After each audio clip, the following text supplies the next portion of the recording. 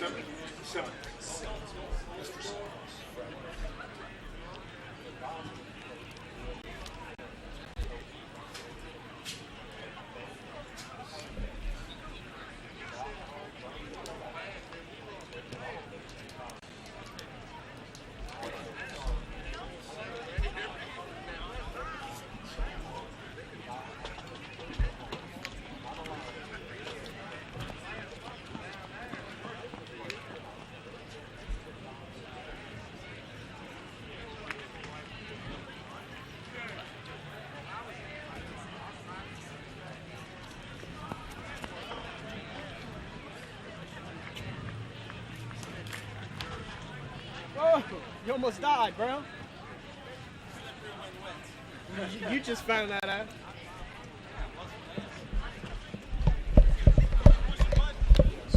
Wouldn't be the first time.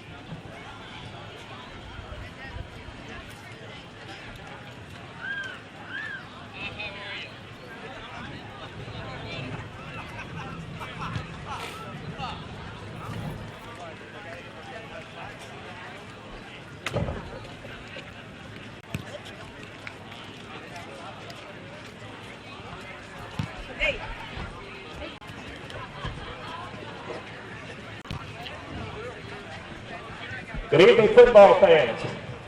Welcome to Rock-a-Chaws Stadium here at the Brother Philip Memorial Sports Complex. We're pleased that you could all be here tonight, and we'd like to begin by reading a statement from the MHSAA. We want to remind you that the high school athletes playing tonight are friendly rivals as members of opposing teams. The visiting team is the guest of the home team and are expected to be regarded and treated as such. This is basically the theme of interscholastic athletics, the idea of friendly competition and sportsmanship. With this in mind, profanity and vulgar cheers are not only abusive to other spectators, but are a reflection on your school and community. This behavior will not be tolerated and may possibly cause your team or school to be placed on probation. People involved in this behavior will be asked to leave the area with no refund or re-entry and could be banned from future contests. The use of alcohol, drugs, and tobacco are forbidden at all Mississippi high school activities. Artificial noise makers, such as but not limited to air horns, bullhorns, and sirens, are not allowed at any MHSAA event. The officials working tonight are individuals who are assigned to administer the playing of the game according to National Federation rules. Their experience and integrity qualify them for their part in this friendly interscholastic contest. An attitude of sportsmanship should be reflected by all spectators, no matter their personal feelings of loyalty to one of the other teams in tonight's contest. A game managers conference has been held with the administrators, coaches, and officials to emphasize good sportsmanship. Remember, sportsmanship begins long before the contest starts and lasts long after it's over. Thank you.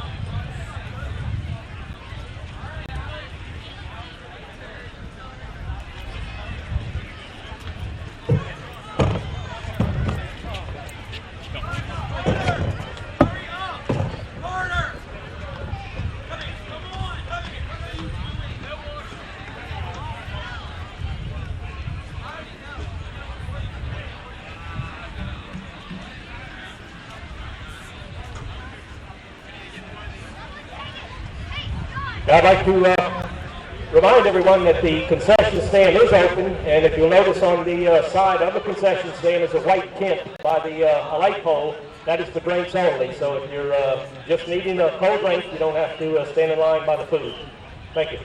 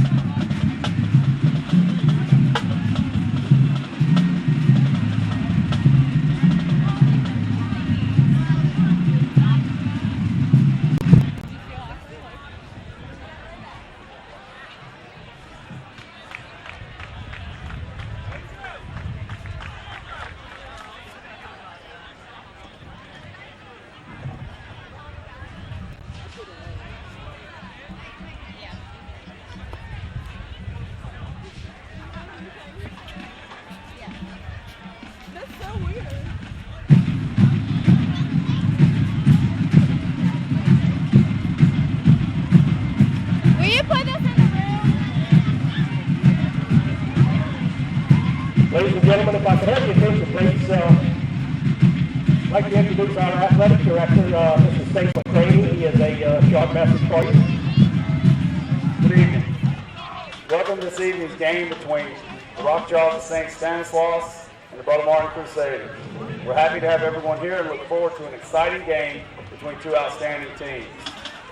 Before the game begins, St. Stanislaus would like to remind everyone of the importance of sportsmanship during the contest. In order that all in attendance may enjoy the game, we ask that each of us let the players play, the coaches coach, and the officials officiate. 3, 4. Abusive and negative language directed at officials.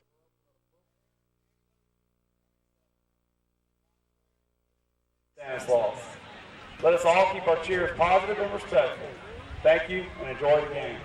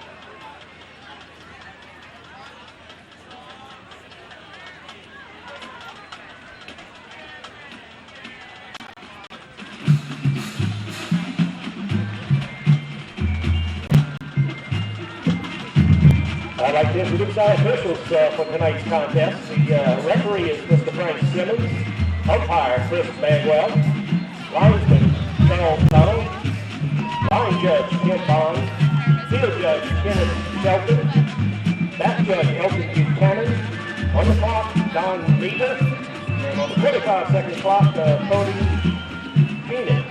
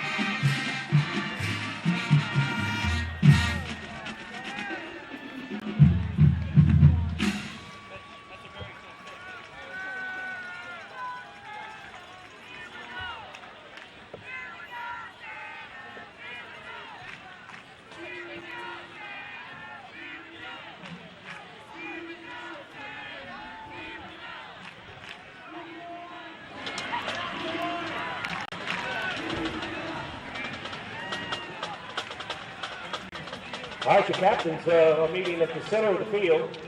Representing the Brother Martin Crusaders is number 3, Jeremy Singleton, number 5, Trey Swilling, number 30, Patrick Willis, and number 57, Benjamin Willis. Representing you as St. Stanislaus Rock-a-Chaws, captains tonight, number 1, Owen Betts, number 9, Mason Farr, number 18, Mitchell Walk, and number 54, Tommy Reeder.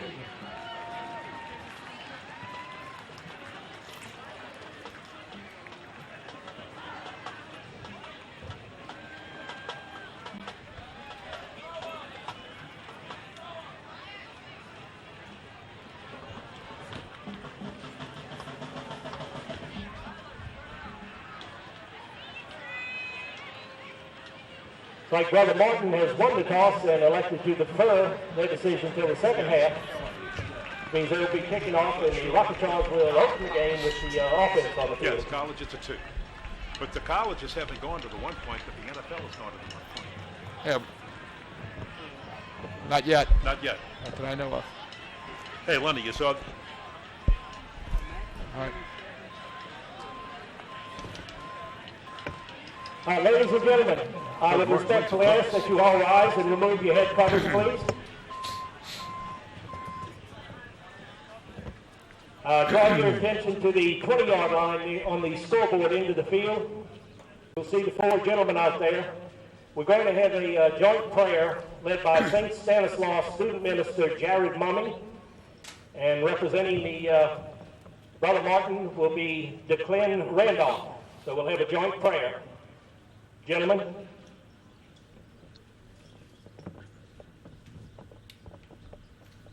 Oh, it's getting hoarse.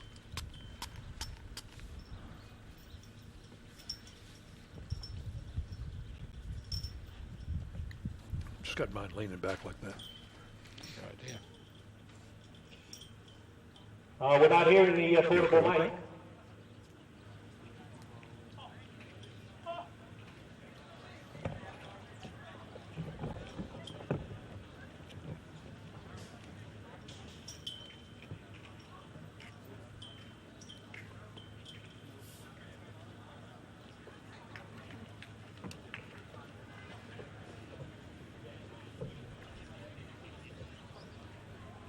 Beg your indulgence, we're having technical difficulties.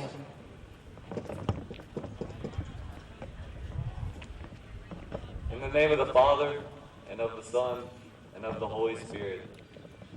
Heavenly Father, it is you who have given our teams the gifts of health and strength to compete tonight. May their physical efforts be worthy of your wonderful gifts. It is you who put into the lives of our players dedicated coaches and trainers who give them intense personal attention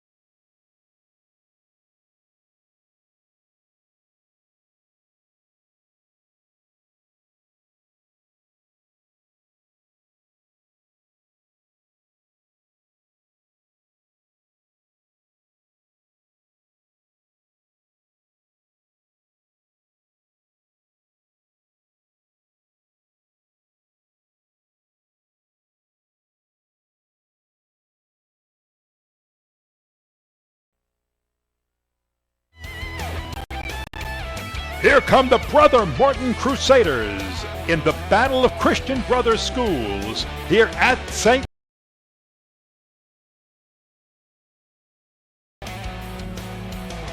To tell you a little bit more about that, let's go down to our field reporter for tonight's broadcast, Stephanie Altman. Stephanie? Tonight we have a special matchup between two brothers of the Sacred Heart schools. St. Stanislaus being the oldest Brothers of the Sacred Heart establishment in America. Brother Martin isn't far behind though, opening just 15 years later, originally as St. Aloysius. Both schools have powerful offenses, and I'm sure that an even more powerful history behind them. Ken and Wade, back to you. Thank you very much, Stephanie. And there's the Brothers of the Sacred Heart schools. 5 in our area. Well, I'll tell you what, it's a beautiful group of schools. I started my coaching career at Vanderbilt Catholic. I had the honor to coach there for 4 years.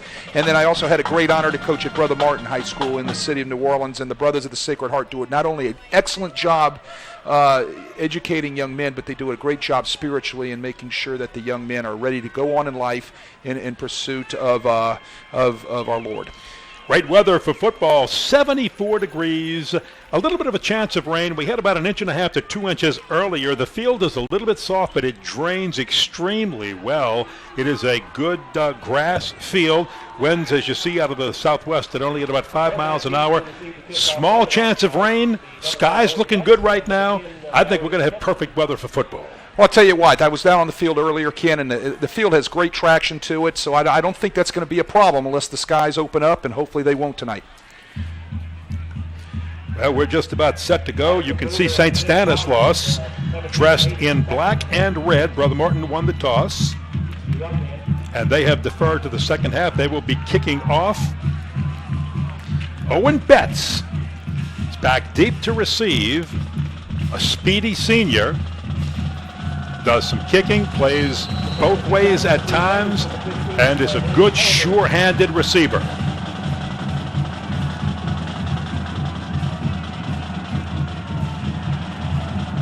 So the Crusaders are ready to put this one into play, and high school football is underway. It will be Betts.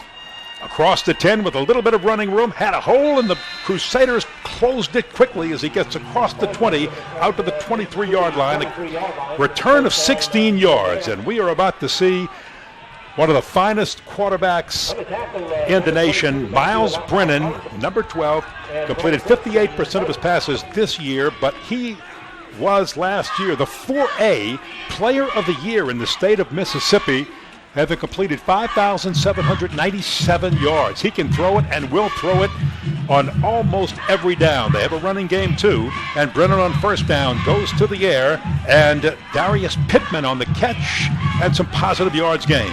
Key players. I'll tell you what, some of the key players tonight to watch are Owen Betts, who we just saw catch the ball on the kickoff, Darius Pittman, who just caught the ball on that quick screen really fast. You'll see him play 2 ways tonight, and Chase Rogers has caught a lot of passes within the past 3 weeks, and he's extremely hot, and there he is right there catching that pass. Yeah, there's Rogers for the first down to move the chains, and Chase Rogers is the favorite target of Miles Brennan. Take a look at some of the defensive players to watch right here. Matthew Clapp, that's a familiar name. And I tell you what, the corners have to stop the receivers. Jeremy Singleton and Trey Swilling, 2 lockdown corners you're going to see tonight play well for Brother Martin. Well, there you see Brennan with a no-huddle offense, escaping pressure, has a man deep, and Pittman can't pull it down. He had the defender beat, but the pass was just a little underthrown because Brennan was under pressure.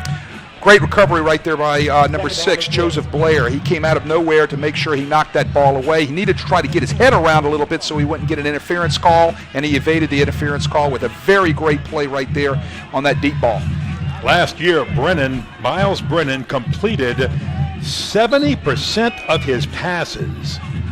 And he's got some very tall receivers. He's tall himself as he tosses one out left side. Harrison Brewer on the catch, very close to the first down, but a flag is down, and there's your first penalty flag of the evening. Well, I'll tell you what, that St. Stanislaus offensive line is a brand-new rebuilt line from this year, and they graduated 5 guys last year who are off playing college football right now. Looks like it's in the area where they might have a holding penalty. Frank Simmons is going to look over things and give us a call. There's your call, holding penalty. Frank Simmons is our referee, and the referees are from the Gulfport area, all from the Mississippi State Association.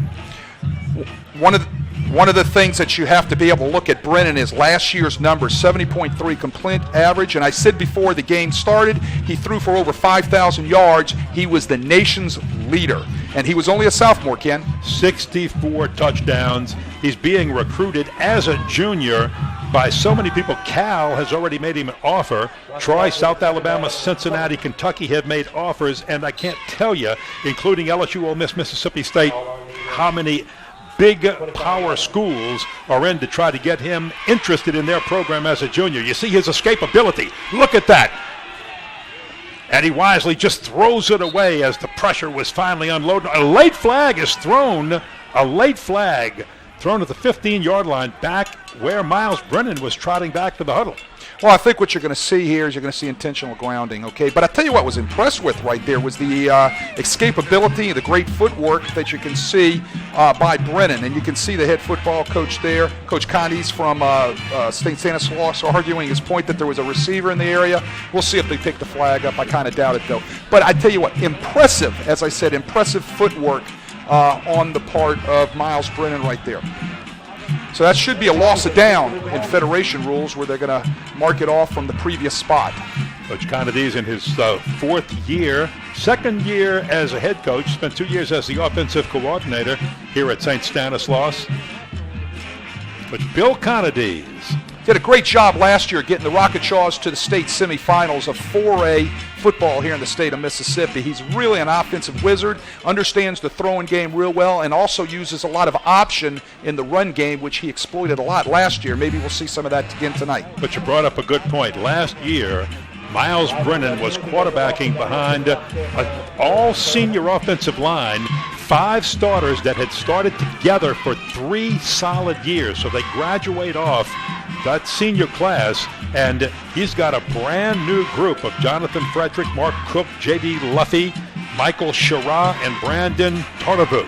I'm glad you could pronounce that name. I had to ask before the game. Thank you, Tardivu. Exactly. And those guys, this will be their 4th game under their belt, so they're coming of age, and they'll do real well the rest of the season as they grow and mature. And I know, Miles Brennan will appreciate that greatly. Well, after the officials sort all of this out, you're looking at 3rd down and 20 at the 28-yard line. 3rd down and 20. Actually, they moved it back to the 15-yard line. Brennan, you can see, experience, doesn't get rattled out of the pocket, doesn't mind running, throws a nice ball, but way overshoots Owen Betts, who was near it, but well covered also on the play. Well, that was one of the keys of the game, talking to Coach Bonice prior to the game and all week about what Brother Martin had to do in order to have success tonight. And one of the things they had to do was to be able to get pressure on the quarterback, Miles Brennan, and to make sure that they covered downfield. And St. Stanislaus is real simple. We're going to talk about this when Brother Martin takes the field on offense soon. Is stop the run, especially from Bruce Jordan Swilling. Miles Brennan, the quarterback, is your punter, but it's a bad snap, and he's just going to have to throw it away so he can avoid a safety back there, and he does throw it away, and that means Brother Martin is going to have absolutely excellent field position. We're going to see St. Stanislaus tonight do a lot of punting out of their offensive formation. You'll see Miles Brennan do the punting straight from an offensive formation. I don't know if that's what he was trying to do there or if it was a snap over his head. Unless they had the down marker wrong. Well, I think they lost the down. They should have lost the down on the roughing of the by throwing the ball away and the intentional grounding. Intentional grounding. Thank you very much. You can see Coach Bonice is over there talking that over right now. Just couldn't get the words out. Yeah, and I think that's why he was. I don't think he was actually dropping back the punt. They ended up getting an extra down out of it. Correct. So I think they'll straighten all this out, and they should end up changing the down and distance. So you see Mark Bonice discussing that right now with the referee, Frank Simmons. Now, because of the weather, we don't have the referees mic'd up tonight. But we'll try to interpret, and you might be able to see their lips and be able to interpret it. Should have been 4th and 33. Well, They'll figure that out. But I'm going to get back to one of the huge keys for Brother Martin tonight, Ken, and they just showed it to you on the video there. Bonice said to me that one of the things they needed to do this week was make sure they got pass rush on this outstanding quarterback, Miles Brennan. And I tell you what, 3 out of the last 4 downs, they have flushed Brennan out of the pocket, and they have got pressure on him, and that's going to be one of their huge keys tonight. But you know what? When that happens, they can't leave receivers open down the field for the big play, the cheap touchdown. Well, whatever was decided, St. Stanislaus is getting 4th down and long, and Miles Brennan, the quarterback, gets a beauty of a punt. Wow, he will send this one back. Brother Martin wasn't expecting, or maybe wasn't expecting it. They had no one back to field the punt, which Mark Bonice told us they might do. Well, they might not have anybody back to field the punt, try to put pressure on them because St. Stanislaus is so good at getting back and making you believe they're going to punt and then faking it and having Brennan throw for the first down. Well, they're 58-yard punt. They're doing it out of an offensive formation, so the safe thing to do here is make sure that you're going to defend the formation. Must defend the formation first, give up the punt, and get your offense on the field. Any way you look at it, the ball will be down. You're going to get your offense back on the field, but you got to first make sure you defend the formation so that way there isn't any type of fake punt call. Well, onto the field comes a 3-year starter in Jake Brogy, almost 6'4", 201. He is a senior. It is his time. Last week in the win was 15 of 24 for 270 yards and 3 touchdowns. More importantly, no interceptions. He's a smart quarterback. He makes good throws, and he throws the first one a little bit behind Jeremy Singleton, who can't catch up to the ball. Players to watch for both teams here. On the offense, well, if you look at the offense, you're going to see the man Bruce Jordan Swilling, a junior, number 9 running back, who is going to be recruited by everybody around the country. Irv Smith Jr., you might recognize that name. Father played for the Saints. Tight end, committed to Texas A&M, and another huge tight end, Peyton O'Quinn, number 88. Then over on defense, you'll see from St. Stanislaus, their sack leader, Tommy Reeder, and then you're going to see a couple of real good linebackers. Mitchell Walk, number 18, and Mason Favre, no relation, number 9, another linebacker for the Rock-a-Chaws. Overthrow of Jeremy Singleton on 2nd down brings up 3rd down and 10. He had Singleton open that time, by the way, on the name Favre. No relation to Brett, and as people will tell you here in Mississippi, the name Favre in Mississippi pronounced the same, even spelled differently, as much like Boudreaux in South Louisiana. And there's a lot of those. On 3rd down, again to the air, again an open man, but Irv Smith in a little bit of a crowd cannot reach a high ball, and 1-2-3 punt for the Crusaders on 1st down.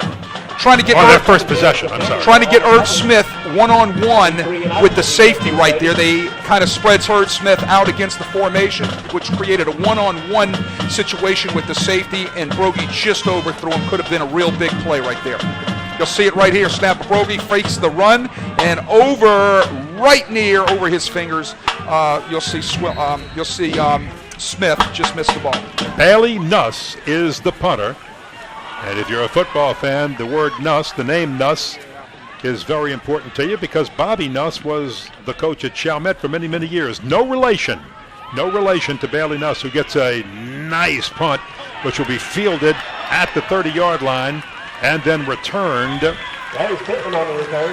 by Pittman for up to the 42. And with that, we will have a timeout. No score between Stanislaus and Brother Martin.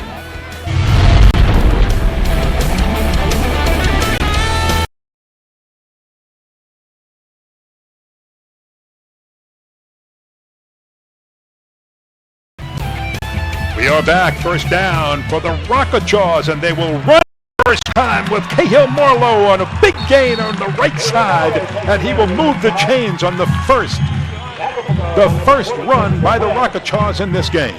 Cahill Marlowe, outstanding running back, only a sophomore last week. He rushed for 150 yards and 1 TD. He's a 5'9", 210-pound running back. This is a no-huddle team. They like to go very quick. Toss. Owen Betts has it and can't hold it. Incomplete. Well, they're a tempo offense. They're getting the play in. They're trying to run a play within every, 30, 35 seconds. Very up-tempo, what you see Oregon do, what you see the Philadelphia Eagles do with Kelly. Those are some of the things that are filtering down to the high school game now. A handoff again to Marlowe. It worked the first time. Same running play. Doesn't work the second time. as the Crusaders are there to stop that one. Well, you saw inside zone run play right there. Brendan Brown on the stop. Quickly lining back up, getting the play in, trying to run a play every 30 seconds or so. High, up-tempo offense.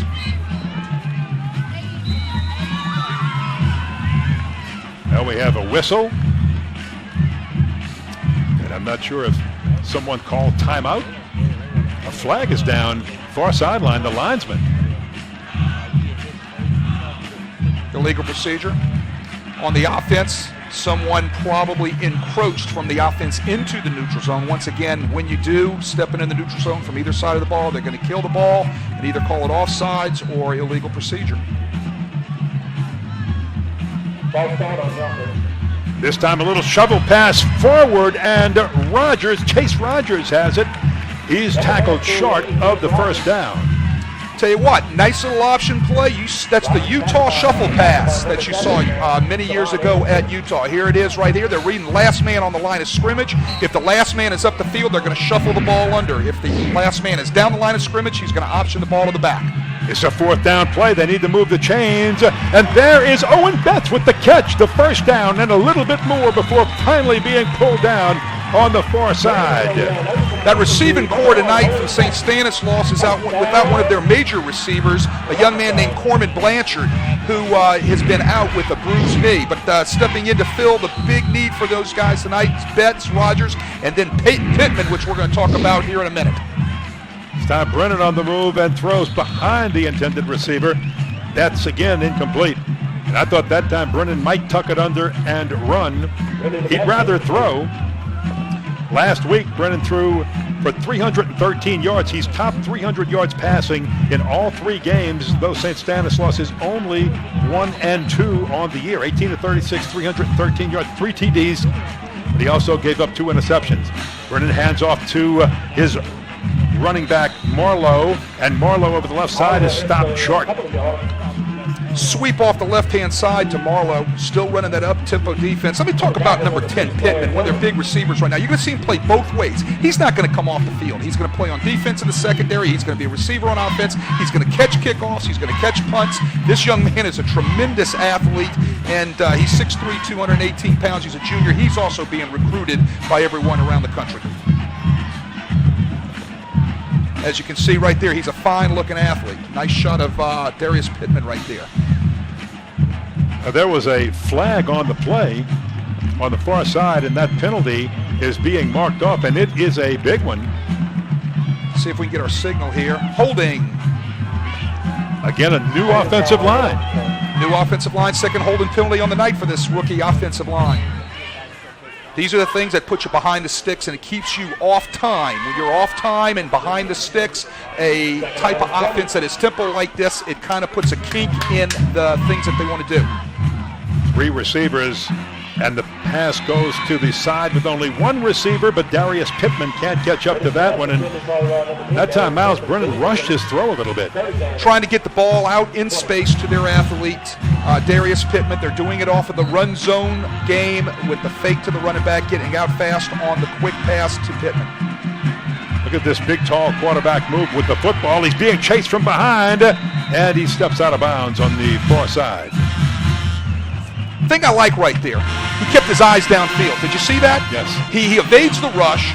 Good quarterback coaches teach good quarterbacks to keep their eyes down the field, and good quarterbacks are going to obviously learn that. Things are going to come open when you have to evade the rush. Always keep your eyes down the field. Nice job right there. But it's fourth down, and look how far behind the chains they are. Fourth and a long, long way to go, and he is tackled and dropped for a big loss.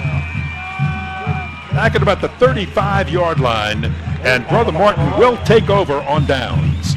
Great pressure right there by 99 John Burkert, 6'2", 230-pound sophomore, came off the edge, and that's one of the things that they have to do. Put pressure on this guy all night. That's one of their keys.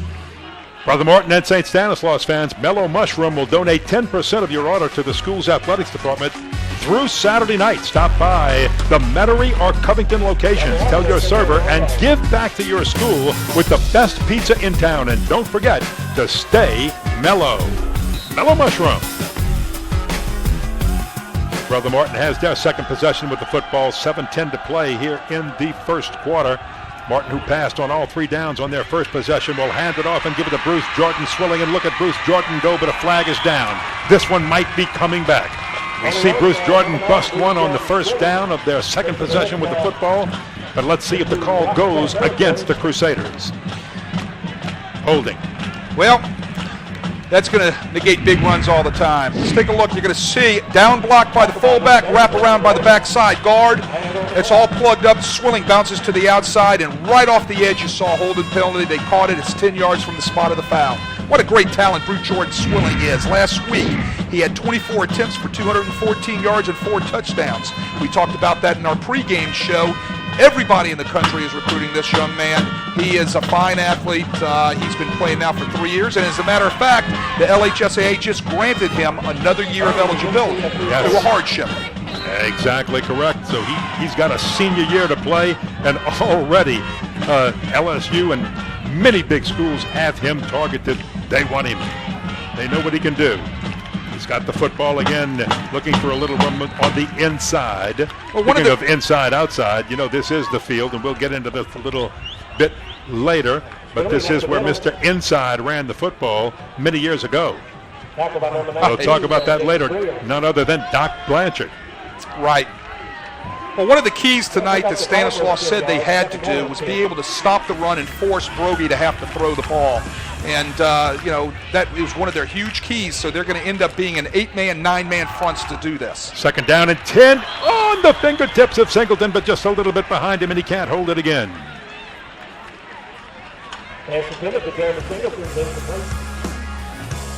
Look at the highly recruited players who are in action tonight, and you see right off the bat for Brother Martin, look at the juniors, Bruce Jordan Swilling, LSU, and a host of others. Trey Swilling, his brother, again, LSU, and Moore. Jeremy Singleton, Tulane and Cincinnati. His little swing pass out of the backfield. This is where Swilling can really put on a show, and he does, breaking some tackles, and Moore staying on his feet. Look at him go before finally being wrestled to the ground on the far sideline and picking up the lost yardage and a lot more to move the chains for a first down. Well, what you're going to see is you're going to see Stanislaus packing the box here with 8 and 9 people in order to be able to stop the run. They're going to commit to stop the run. So, offensively, what do you got to do? You play the numbers. You're going to take the one-on-one routes. You're going to throw the swing routes out of the backfield. You're going to get the ball into your athlete's hands, which is what they did right there with Swilling. Great run, and the thing I like about it is he finishes runs, north and south, low pad level, and then you get a little flag tacked on to the end. He must have been hit out of bounds, and it gives you a little land yardage. That's going to be, he had a 28-yard gain, and that's going to add, 10 more to it, or 15 right here? What are they marking up? Another 15, another 15 to that. My goodness. So we are taking a hydration break, and that reminds us that WHNO thanks ABC Rental Centers for their support of today's game. ABC Rental has serviced the Mississippi Gulf Coast for more than 45 years. For your equipment, party, or wedding rental needs, contact one of their 3 locations or visit abcrental.com. Well, what we had right there, Ken, was he had a late hit out of bounds. Broke tackles, got hit late out of bounds, so they tack on the 15 from the spot where the penalty occurred, which gave them the huge so a 28-yard gain just became a 45-yard gain with the help of the 15-yard penalty. Yeah, huge advance down the sideline. But let's get back to what St. Stanislaus is trying to do here. They're going to commit to stop the run, and now we have seen Brother Martin looking at the numbers that are in the box, realize that they have the numbers on the outer edges, in the secondary, the one-on-one matchups. So what are they going to do? They're going to try to throw the ball and get the ball outside into their athletes' hands. And Wade, Brother Martin has had the little short guys open. Brogy has just not been sharp in the first quarter. He's been behind them just a little bit high. If he just starts finding the range, the Crusaders might move that football at will. Correct. It's just about timing, a little wet ball. A couple of things might be hindering that. First down for Brother Martin. And they will go with Brogy on the right-hand side run. Well, there's a little broken play right there. I think it looked a little confusion there between Bruce Jordan Swilling and Brogy. Looked like it was supposed to be inside zone, and we just didn't get the handoff and left the handoff right there. Got some positive yards out of it, though. 5. It'll be 2nd down and 5 for the Crusaders as they are on the edge of the red zone for St. Stanislaus at the 20-yard line. It'll be Bruce Jordan Swilling again on the right side, and he just puts his head down and pushes a bunch of people past the first down marker inside the 10-yard line. Up front, dominating on that offensive line right there. You're going to see the handoff. It's outside zone.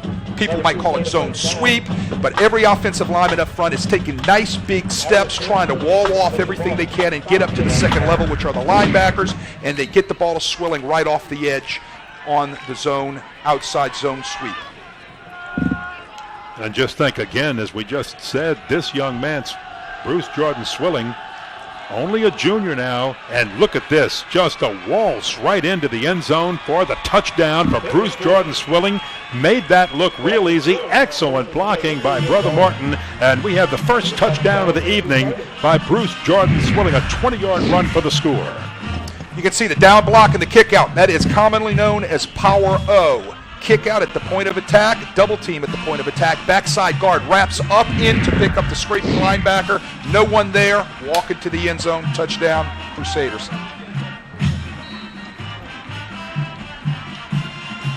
Blake Perilou, a senior, to attempt the point after. And he puts it through. No good. He missed it to the right.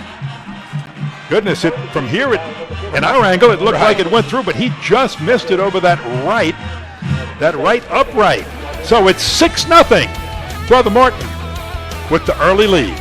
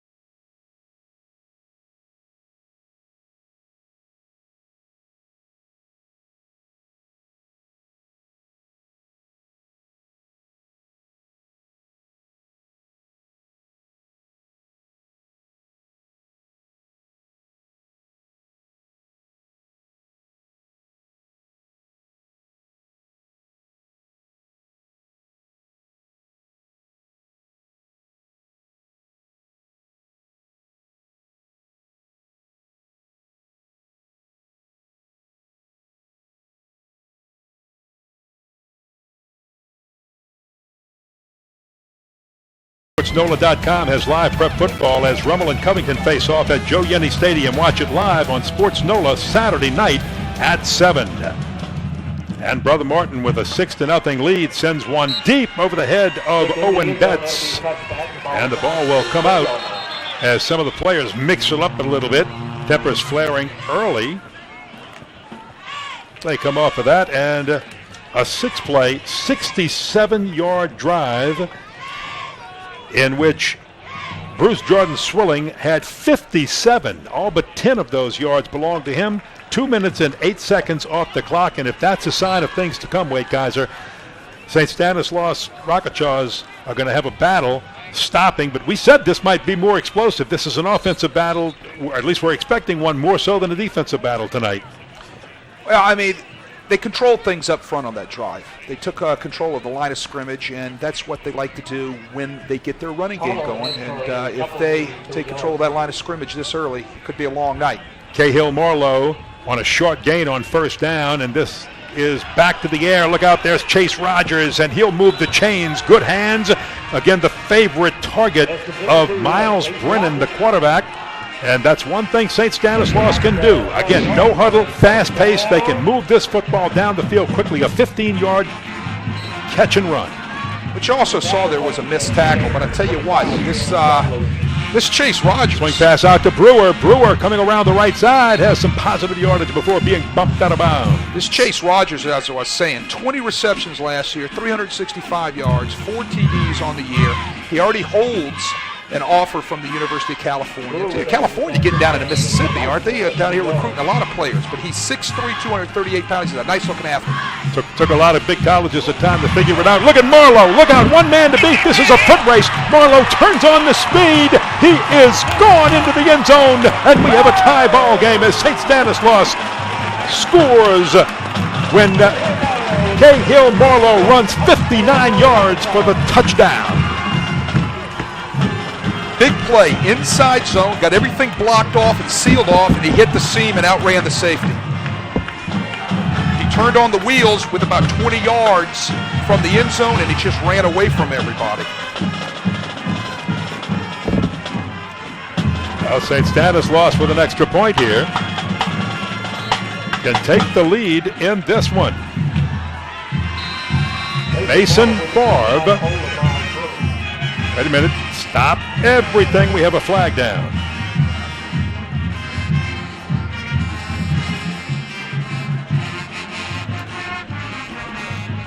Mason Favre is your kicker, field goal kicker, extra point kicker. Also, look who the holder is right there. You got Miles Brennan as the holder on their PAT field goal formation, so you can always expect some sort of fake, something to happen. Looking like there is a penalty on Brother Martin, and they're trying to figure out what the options are, whether they want to move it half the distance or take it a kickoff, one of the two. They can take it now, take it half the distance, or take it on the kickoff. It looks like they moved it half the distance.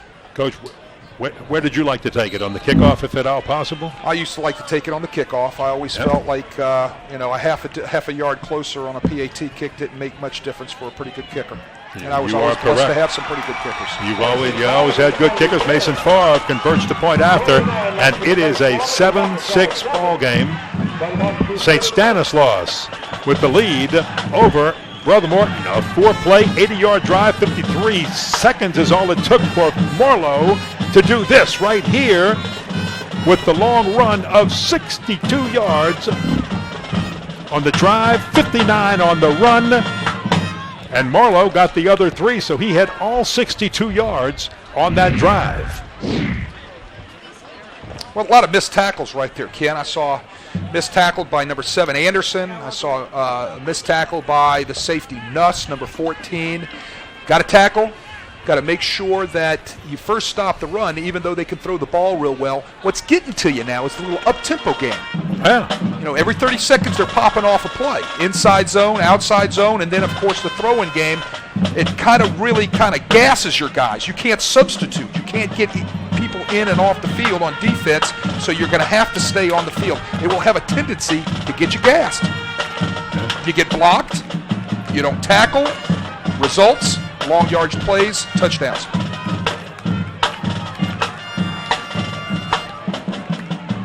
You know, these high-tempo offenses only run 3 or 4 plays, Ken, as far as running is concerned. They'll run an inside play, they'll run an outside play, and then they'll run some sort of passing play with it. Watch for both teams. Both of these teams onside kicked successfully last week. And showing it right there is St. Stanislaus, and then stopping and backing off, and everybody hustled up for Brother Martin. So both of these teams have scouted the other, and they know and expect the onside kick. That looked like one unintentional that was going to turn into onside kick. Jeremy Singleton picks it up and has nowhere to go. Is stuffed right at about the 26-yard line. Well, they're going to feint the onside kick. Run up, fake it, and then drop back, and they'll try to get some movement and see what happens to be able to try to see if you're going to react to their fake or their feint. Okay, so what we saw right there, though, they come back, they go for the kickoff. They want to keep it out of Singleton's hands. They wanted to keep out of Swilling's hands back there, so they sky kick it over to the edge, and nobody picks it up except for Singleton, and he picks the ball up and gets a few positive yards out of it. Brother Martin, of course, plays in the highest division of high school football in Louisiana, 5A. In Mississippi, they go as high as 6A, and St. Stanislaus is a 4A team. Brogy will hand off on first down. Here goes Bruce Jordan Swilling. They're going to run him until St. Stanislaus proves they can stop him, and he gets a first down on the first carry of this Martin drive. Martin's got 3 returning offensive linemen back from last year, okay? Victor Quinez, 6'1", 275 guard, their left guard. Patrick Lynch, their offensive center, 5'11", 245. And then here's a name you know, Jacob Clapp. Yes, he is. He's the little brother of the Clapp young man that's playing and will probably be starting on the offensive line Saturday night up at Starkville against Mississippi State. Yeah, he got a start last week, and he was all excited about it. And here comes Singleton. He finally pulls one down, and he is off to the races on the left side, as on 2 plays, Brother Martin moves the chains both times with big gains all the way down to the 25-yard line of St. Stanislaus. What a talent gain Singleton of 37 yards. Here we go. Run pass option for the quarterback. He gets it out there real quick on the wide receiver screen. Last week, Singleton, 7 receptions for 68 yards and 1 TD. He's going to play both ways. You're going to see him in the secondary, and you're going to see him as a wide receiver. Outstanding athlete. Well, when you look at Bruce Jordan Swilling standing behind Jake Brogy, who's well-built, a cut athlete, and you just look at it, he just looks like all muscle. And here he goes with the carry on that right side. He's been having so much success there. Pushes through 1 tackle and is finally brought down at the 15-yard line. Out of the pistol offense, another way to attack the flank, the outside area with the zone stretch. You'll see the pistol offense, the handoff right there to Swilling, and he works downhill off the outside edge for a great gain, first down. I just love how he finishes off runs. First down, Crusaders on the 13-yard line. Now they move it inside to the 13-yard line now. 1st and 10, and Bruce Jordan Swilling is approaching 100 yards rushing, and we are still in the first quarter of this game.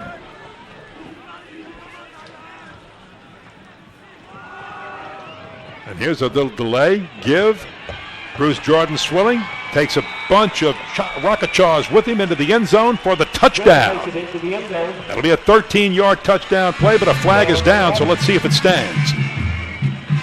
Well, he took a lot of people with him there because there's not a whole heck of a lot of tackling going on out there. Let's just put it simple. You said before the game, face mask. They'll decline that, and they'll take it on the kickoff. Yeah, they'll take it on the kickoff, and they won't decline it. Obviously, they'll take it on the kickoff. But the thing about it is he's running hard north and south. Not a lot of people are getting his way. You know, I don't know if they want to turn this into a tennis match, you know, but they've got to still tackle this young man, or he's going to go off for over 300 yards tonight. He really will. Well, you said before, we said they might light up the scoreboard, and you said we could approach anywhere between 70, 80, 90, maybe 100 points. And look, we've got 19 on the board right now, and we still have some time to go in the first quarter. This time, the kick is good. It is 13-7. Brother Martin with the lead, 2:51 to play. And let's get back to talking about Brother Martin and their classification, St. Stanislaus and theirs, and the difference between another look at the touchdown first, and there you see Bruce Jordan Swilling. He'll just carry people with him, whether they've got him low, whether they have him high. He can spin out of them, make a good juke and jive move out of them. Doesn't matter. This young man is so talented. Well, Ken, when you talk, you brought up the subject about the differences in Mississippi and Louisiana. First of all right, they go by the same federation football rules in each state. So they're national rules. There's not much change there. But where you're going to see a change is in the classifications. They have 6 classifications in the state of Mississippi, whereas Louisiana has 5. You know, St. Stanislaus is a 4A classified football team, and Brother Martin is a 5A classified football team. But that means there's a huge difference still in the numbers of enrollment in their schools. Other couple of things are in the way they do their playoffs. Right now in Louisiana, I'm going to say it the way I feel it. It's separate but equal. I don't mean I like it, but that's the way it is. That's the law of the land right now in Louisiana. We have to live by it. In Mississippi, they play by where the old way you used to have it in regions, and north versus south as far as your regions meet each other in the playoffs. So there are some slight differences from the way they do things as far as classifications, but when it gets right down to it, Ken, it's all football, and they're playing football here tonight. Playing football, we've had 3 touchdowns in the last 4 minutes and 19 seconds of this first quarter once these teams loosened up a little bit and really started to find their range. So the Crusaders will kick it. The last one went deep over the head of Owen Betts and out of the end zone. Betts pulls this one down to the 2. Has a little bit of a hole, a little bit of a seam, and now gets hit and buried as he crosses the 30-yard line up to about the 32-yard line, and he's gang tackled there. That is a 30-yard return for Owen Betts. Tell you what, Betts is impressive. 6'2", 187 pounds. He catches the ball on punts, catches it on kickoffs. He's an athlete, and listen to this. He is a great kicker. He's a great long ball kicker, and he is a commitment. He has a commitment to Clemson to play soccer there. Well, he's a multi-purpose athlete. Commit. Yeah, multi-purpose athlete, and that's what you like to see. Poor tackling right there by Brother Martin. Again, nice Cahill run. Marlowe. Nice run by Marlowe. Nice run by Marlowe. Poor tackling by the guys in white. I'm not seeing much tackling out there on either side of the ball. Let's take a look at the replay. Inside zone right there to Marlowe. Missed tackle. Missed tackle. Arm tackle. Missed tackle. No huddle. Brennan will scramble out of the pocket. Directs a little traffic, and he will toss one. Owen Betts is wide open down the field and has it at the 10-yard line, falling inside the 10.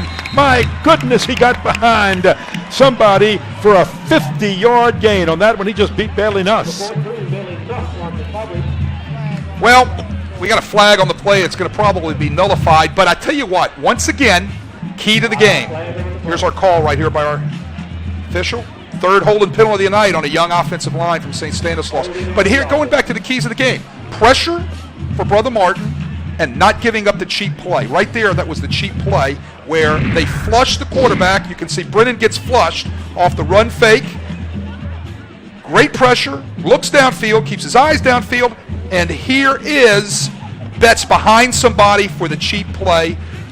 If you're looking at it from a defensive Bailey Nuss standpoint. needed some help on that one. And remember, we talked about this a little bit earlier, but if you missed it, St. Stanislaus had an offensive line that had 5 seniors on it that had played together since their sophomore year. 5 sophomores, 5 juniors, 5 seniors. They all graduated off, and these guys got some experience, but not a whole lot. So there's 5 new people on that offensive line, and they're trying to make a go of it together. So, well, and they will. And that's the first catch by Andrew Trapani in the game now, giving Cahill Marlowe a little bit of a breather. And they will. They're going to, as you were talking about their youth, they're going to gain that experience, and they will put together that experience. And it's going to happen. And each game, each rep they take, you got to remember, this is game number 4 for them. Game number 4 as compared to Brother Martin's game number 2, which is another difference in the states of Louisiana and Mississippi on where they are in their game schedules. Brother Martin as week 2 on a 10-game schedule, and here is Stanislaus, who starts earlier on week 4 of a 11-game That was a schedule. catch by Chase Rogers, by the way. You're right. You're looking early August, very early August. Mississippi schools can start playing high school football. And you know what? I like that.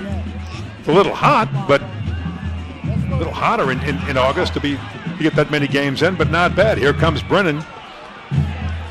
He's not afraid to scramble, look, and then throws it away. And I'll tell you what, there was a late hit that I just don't think he caught enough of Brennan for anybody to see it, but that was a very, very dangerous hit by Jordan DeFaro. Well, 2 things I saw right there. First, I saw a wide receiver leave early, no flag. Second thing is a push down by defensive lineman from Brother Martin that could have possibly been a foul. So things are getting a little heated out there. Officials trying to get things straightened out, but they did call the illegal procedure. There we go. But the flag was not on the ground. That's kind of odd. They come back and call the illegal procedure without putting the flag down. And the push down, by the way, on Brennan by DeFaro was not a real hard or a tough push down, but it's one of those that in a very close situation, you can get that called against you and give a team a first down.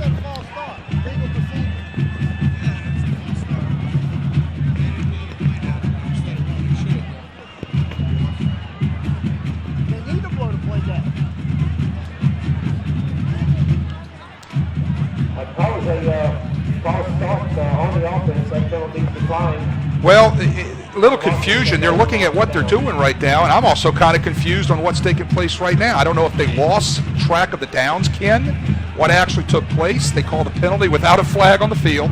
We saw the procedure.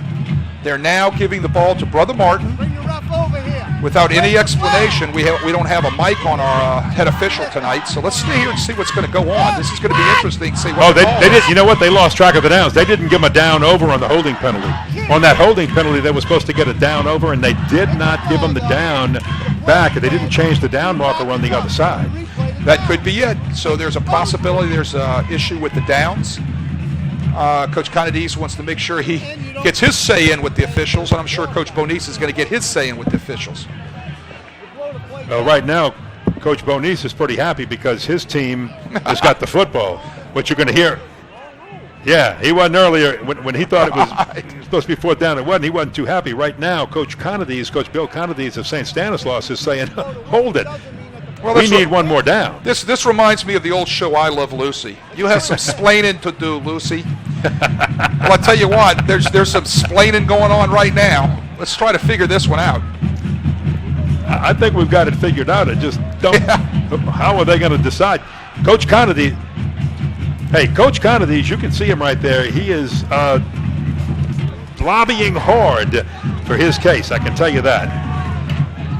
Anyway, while it gets sorted out, the first NBC Bank Prep Showcase heads to the West Bank next week for a neighborhood rivalry between Archbishop Shaw and West Jefferson. You can watch it live Friday night on SportsNola.com and catch the tape-delayed broadcast next Saturday at noon on WHNO. That's Shaw and West Jeff next week on the first NBC Bank Prep Showcase. Well, it looks like they got it figured out. Brother Martin's bringing the offense out, and whatever they decided, they stuck with their call. They lost track of their down, Ken. You're absolutely right. Yeah, that's that's what we figured out.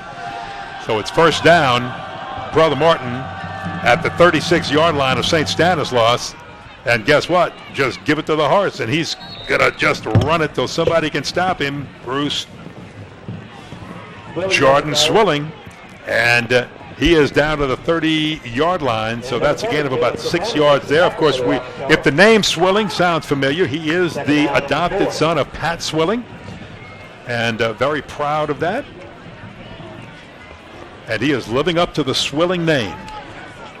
Well, he's had an older brother also play football and basketball at Brother Martin. Now he's playing with his younger brother, who also plays in the secondary. He was a fine athlete. Trey Swilling. And again, Bruce Jordan again. This one might be, I thought he might break it for 6. He is inside the 15-yard line. Bruce Jordan Swilling again, just showing what he can do with the football. And that is going to be the end of the first quarter when they start the clock. Another look at Bruce Jordan Swilling as he just makes it happen inside, outside. And if they want to throw him the ball, he can do that too. We've got a good football offensive show here at St. Stanislaus. Brother Martin with the lead.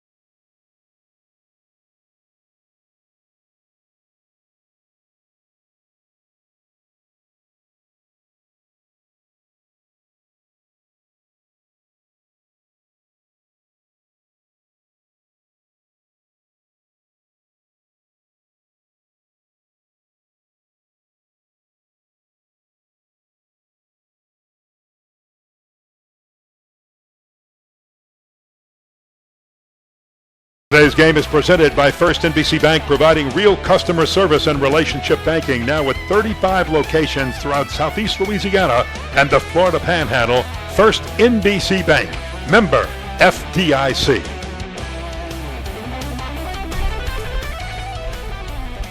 Well, after one quarter, 20 points on the board. Brother Martin threatening one more time.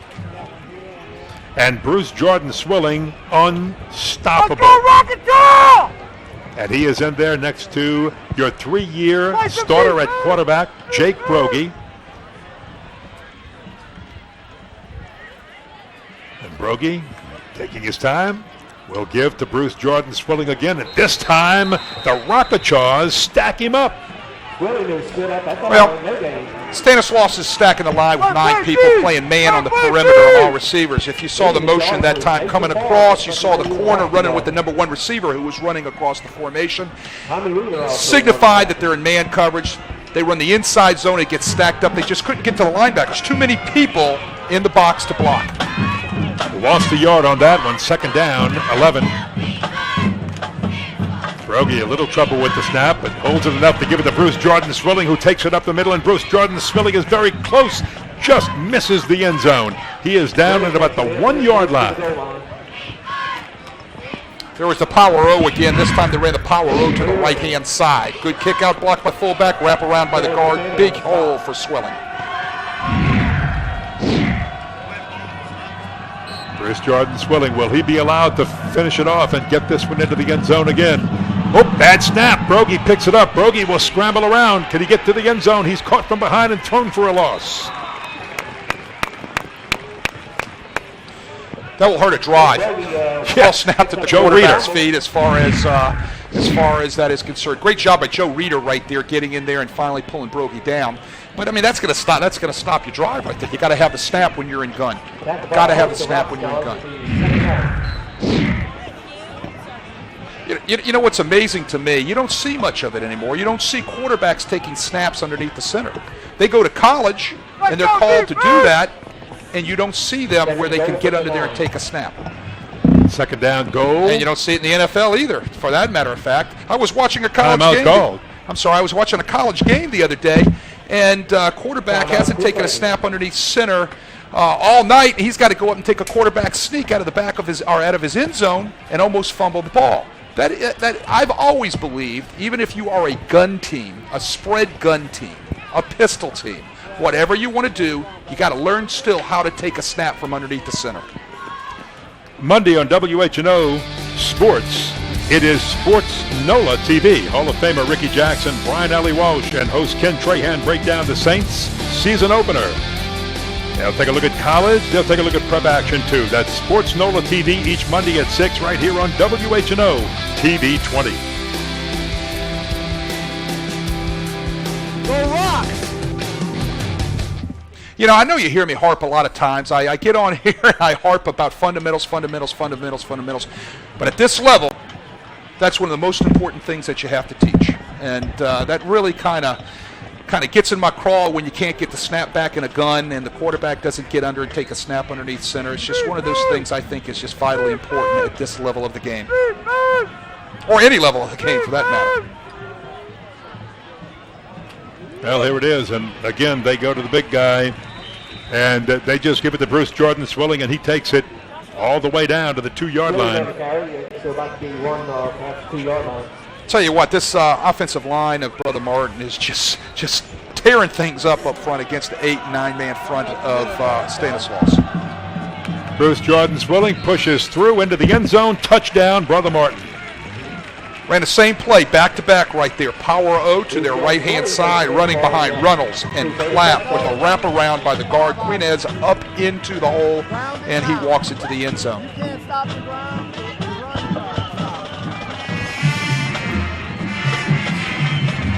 19-7, Brother Martin with the lead. And we are only about just a little under 2 minutes into the second quarter of play.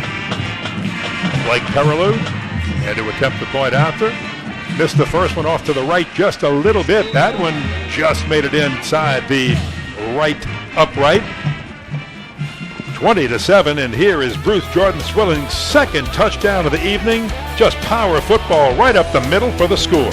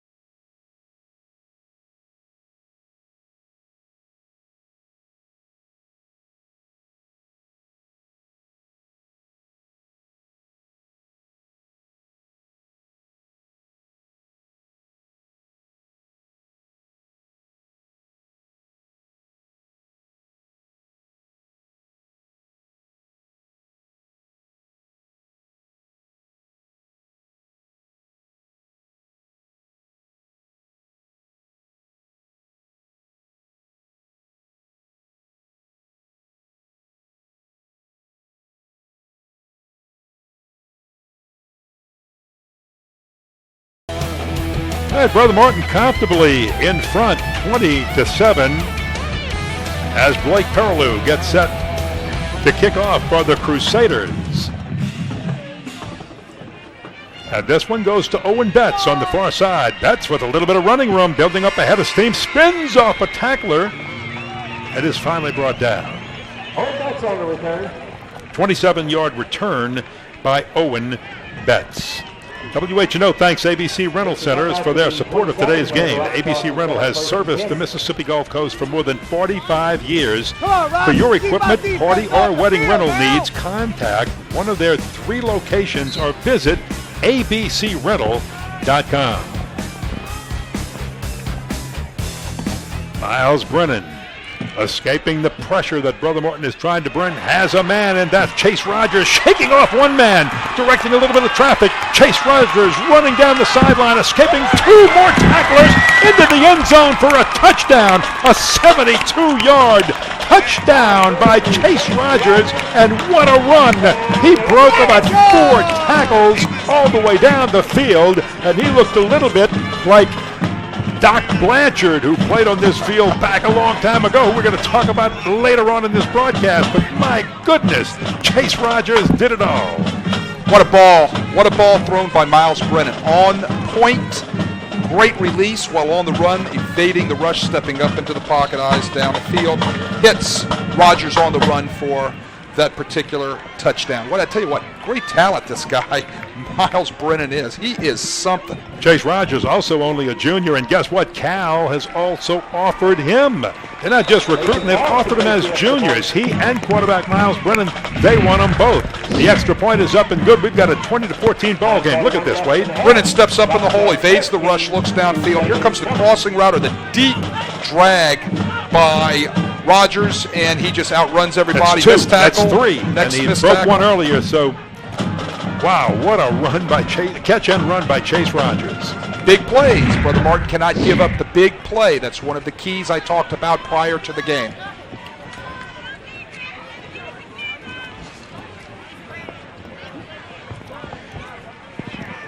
Thursday night on WHO Sports, it's the John Forcade Show presented by Veterans Ford. The former Shaw, Ole Miss, and Saints quarterback is joined by Mike Detillier. They look ahead to the football weekend each Thursday night at 6 right here on WHNO TV 20. Ken, I'm going to tell you who's tired. All right, I'm going to tell you who's tired. The defense for the Rock-a-Chaws. They just got off the field, 1 play touchdown, and they're right back on. And they got to stop Swilling.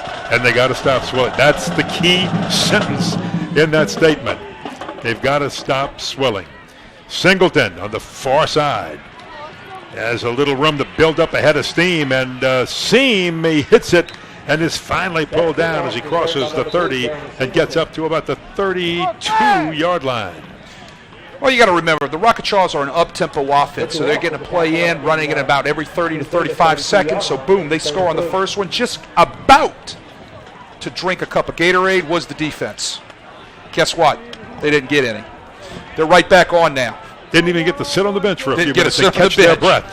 You know, No Gatorade, no time to catch a little oxygen. And look, they're tired. We've got 34 points on the board and 9.5 minutes to play in the first half. You know more points are coming. well, our neck tomorrow is going to feel like we were at the U.S. Open. Put a camera on us and we'll look like we're watching a tennis volley going left, right, left, right. Well, you know, that's one of the pluses. The plus of the hurry-up, high-tempo offense is you're getting a lot of more reps in as far as your plays are concerned. Negative is your defense does not get to rest if you're a 3-and-out or if you score real quickly. This time faking to Bruce Jordan. Swilling going long. It's a fingertip grab and catch by Singleton. What a big-time catch and super coverage by Brendan Logan, and still Singleton was able to make the catch. Here it is, fade route. They got one-on-one coverage out there on the edge. They fake the run, throw the fade route right there to Singleton. Great catch, great placement of the ball. And I tell you what, good coverage right there by Brendan Logan. Brendan Logan was all over that. Couldn't ask for any more. 27-yard gain, first down, Brother Martin. And this time against a little bit of a blitz.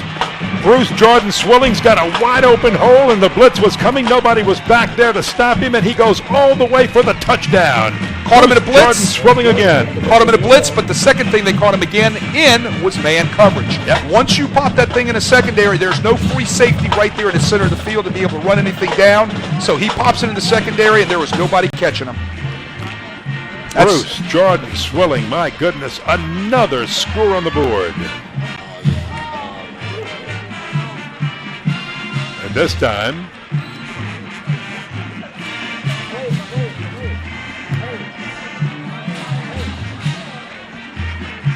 Brother Martin had everybody split. They'll swing the gate back to the center of the field now as everybody was well covered by St. Stanislaus on the old gate. That was a two-play, 67-yard drive, 32 seconds. They're scoring faster than we can keep up with it here.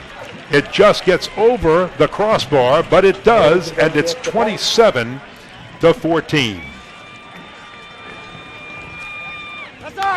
Well, a new segment for you this season is Traditions, presented by Joseph A. Bank. The new tradition since 1905 with locations downtown in Metairie and in Mandeville. Today we look at perhaps the greatest football player in St. Stanislaus history, Doc Blanchard. 70 years ago this fall, Doc Blanchard won the Heisman Trophy at Army. Blanchard and Glenn Davis combined to form one of college football's legendary backfields, Mr. Inside and Mr. Outside. And before he went to West Point, Blanchard starred right here at St. Stanislaus on this field. He donated his Heisman, Maxwell, and Sullivan Awards to his prep alma mater, St. Stanislaus, in 1989, and they remain here on display today. The only player ever to win all three of those awards in the same year. He won back-to-back-to-back national championships at Army. Right now, we've got Stephanie Altman on the field with a guest. Let's go downstairs to Stephanie. Thank you, Ken. I'm here with Brother Francis Fleming, the groundskeeper for St. Stanislaus. Brother Francis, I know this field is special to you for many different reasons. Can you tell me a little bit about that? Yes, Doc Blanchard played on this field, and also after the storm, I rebuilt it again so we have a good place to play. You rebuilt it after Katrina so that it would actually drain off the side of the field, correct? Yes, it used to, and then after the storm, the drains along the fields got filled in, so I had to do a new underground drainage system for it. So I know today we got at least 2 inches of rain. How does the field look tonight? It drained very well. We had no water standing on the field for the game tonight. I'm very happy. I bet Doc wished you had a drainage system like that back then, huh? No, they didn't, but we do have a good sandy surface soil, so that helps a lot.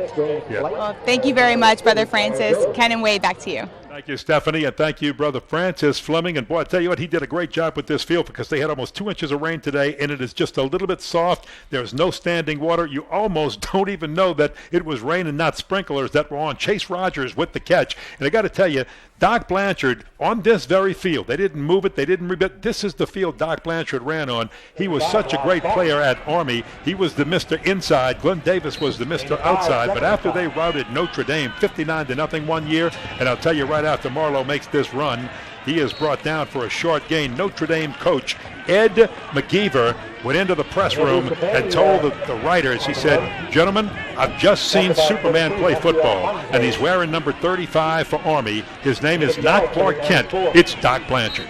I'll tell you what is impressive is being able to see that Heisman Trophy live right here in the school at St. Stanislaus. And what an honor it is for the young men to every day to be able to walk past that and take a look at that great trophy.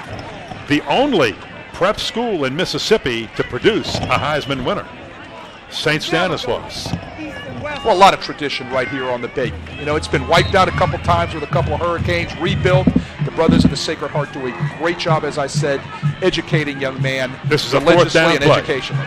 Fourth down play, Miles Brennan caught, sacked, and Brother Martin will take over on downs. That sack, I believe, coming from Cameron Duplancher. Well, you can see it right here. It's fourth down. Instead of quick punting it out of an offensive formation, you can see the great pressure off the edge right there by Duplancher. Now, I think that came from Jordan Tafaro with help from Duplancher. Right. Really nice by Tafaro. Duplancher right there closing in and shutting down the running hole so Brennan couldn't see down the field, bringing him down for the sack. And Brother Martin takes over on down. Still 7:44 to play in the first half, 27-14.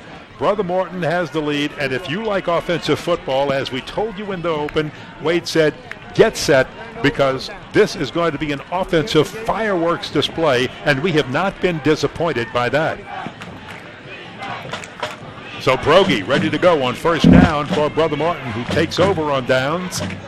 As the defense holds, Bruce Jordan Swilling. They'll run him until somebody can stop him. He'll try the left side. They can't. He lost the football out of bounds. Fumbled it out of bounds. They motion the corner away, leave the corner short, the edge of the field short with one player less, and they run zone sweep to that side of the field. You saw the motion come across. They were removing a defensive back because they're in man coverage, and they run the zone stretch back against the motion.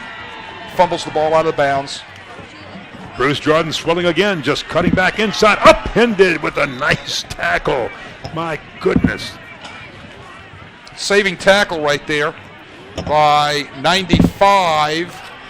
That was Austin Gardner on a saving tackle, or Swilling would have been sitting in the end zone again. Right here, bang. Trips him up, takes him down. Good tackle.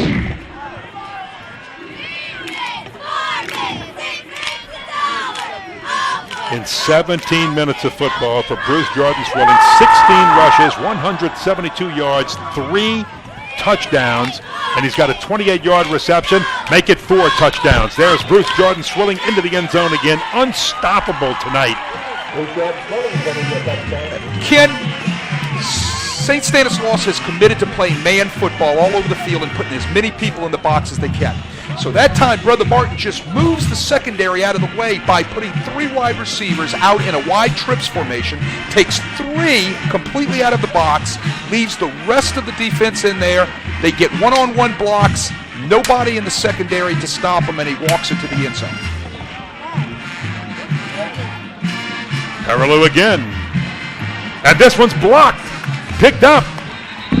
And you cannot return it in high school football, correct? That is correct, not in high school football. Great block right there by Taylor Trapani.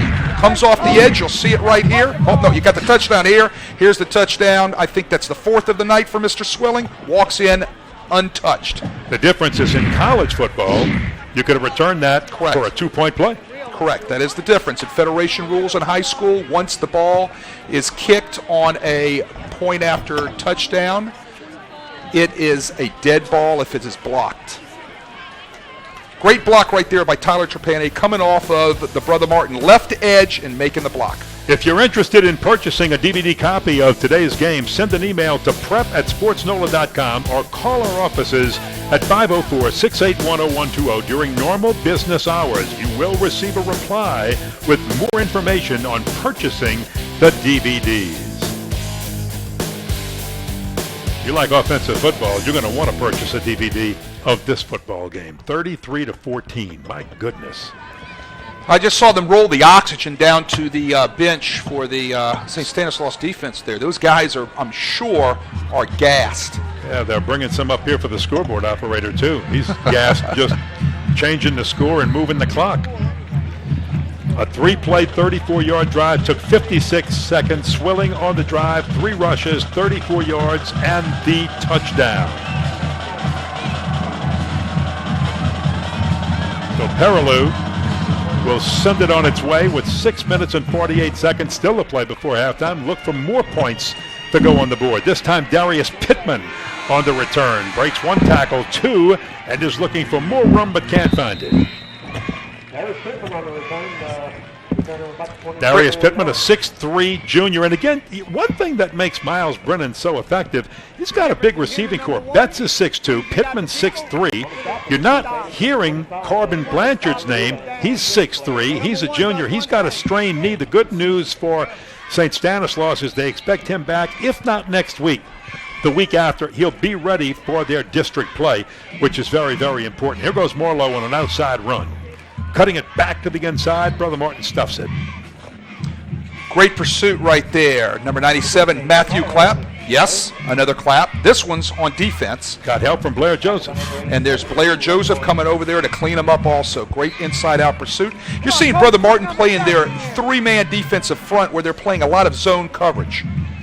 And they're playing a lot of thirds across the top. What's open are the underneath zones, and that is where Stanislaus has been having success on the night, and that's where Chase Rogers has been getting himself open in those underneath zones, catching the ball and getting great running room. Cahill Marlowe again on second down. Doesn't pick up the first, and it's a 3rd down and 5, and we are at a hydration break, a water break for both of these teams, and gives us a chance just to kind of catch up with everything here.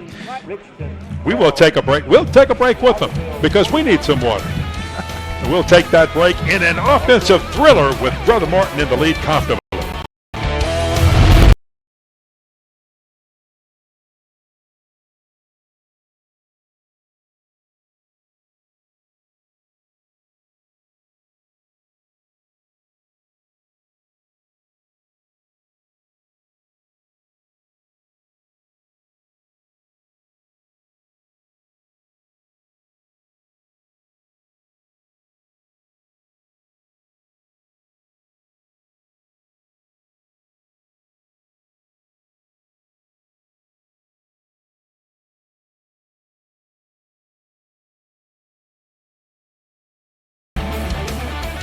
Well, you're taking a good look right here at Brennan, and on a big 3rd down play, a big rush forces him to throw and release early, and now St. Stanislaus is facing 4th down.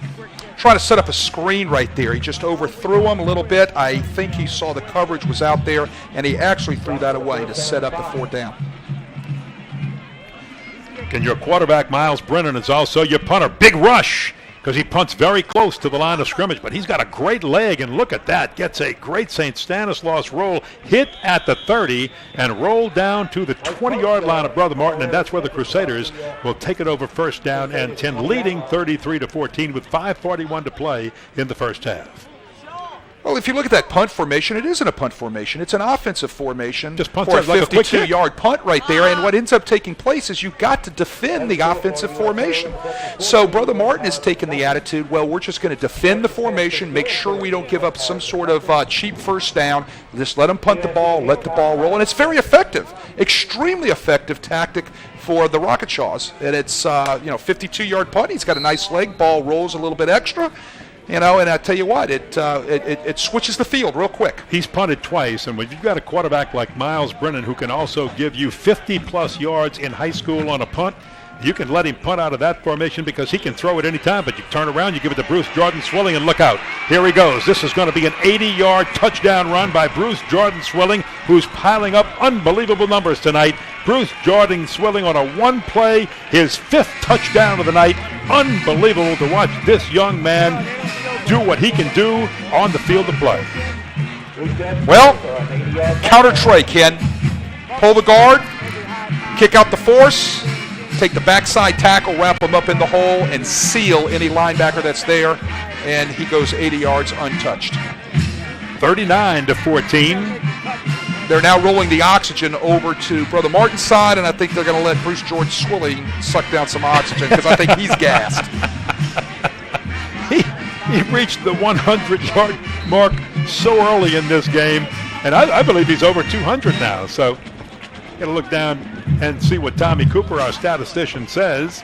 This extra point just makes it through again on that right upright. I want you to see the counter trade out right there. You see the down blocks by the offensive lineman. You saw the kick out by the backside guard, which was Quinez, the backside wrap by Clem, 74, the offensive tackle, and then the footwork of Swilling in the hole, getting north and south, and bye-bye, he's gone.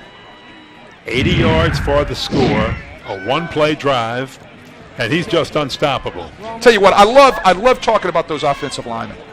You know, I mean, those are the guys that have, and I would think any outstanding running back or any quarterback like Miles Brennan will talk about how their offensive line protects for them, or their offensive line gets the down block on the counter tray with the kick out block by the guard, the wrap by the tackle. He's going back to that sideline right now and saying, hey guys, great block.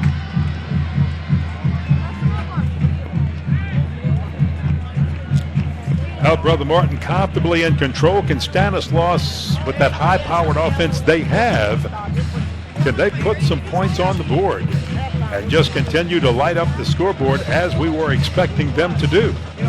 Well, I mean, the thing is here, I mean, they can't get away from their game plan. They can score fast and they can score often.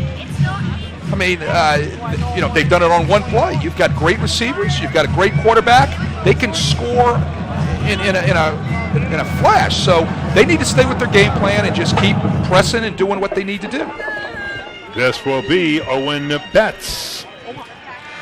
Betts builds up a good head of steam when he runs. He's got great moves, very strong legs. Again, a good soccer player, and to commit to Clemson to play soccer there. He is their long field goal kicker when needed. Well, he's got nice speed, too. I mean, he really has a nice burst of speed. He could show it. He shows it right there on the kickoffs. And I'm telling you, he's a fine athlete. Looking at about the 1 yard line, a 33-yard return. First down, Miles Brennan. He'll scramble around and just throw this one away over to the sideline. They did have a receiver in the area, and Brennan's making sure that the referee sees that there was that receiver there, saying, had a guy out there. And he did. Had two people in the vicinity. Well, you had pressure off the edge by Brother Martin and flushed him from the pocket, and he just had to get rid of the ball. But I tell you what, his foot mobility and his presence of evading the rush is really impressive. Now, if you've been watching this broadcast and you hear Miles Brennan, and you're wondering, is he related to any of the Brennan's restaurants in New Orleans? The answer is yes.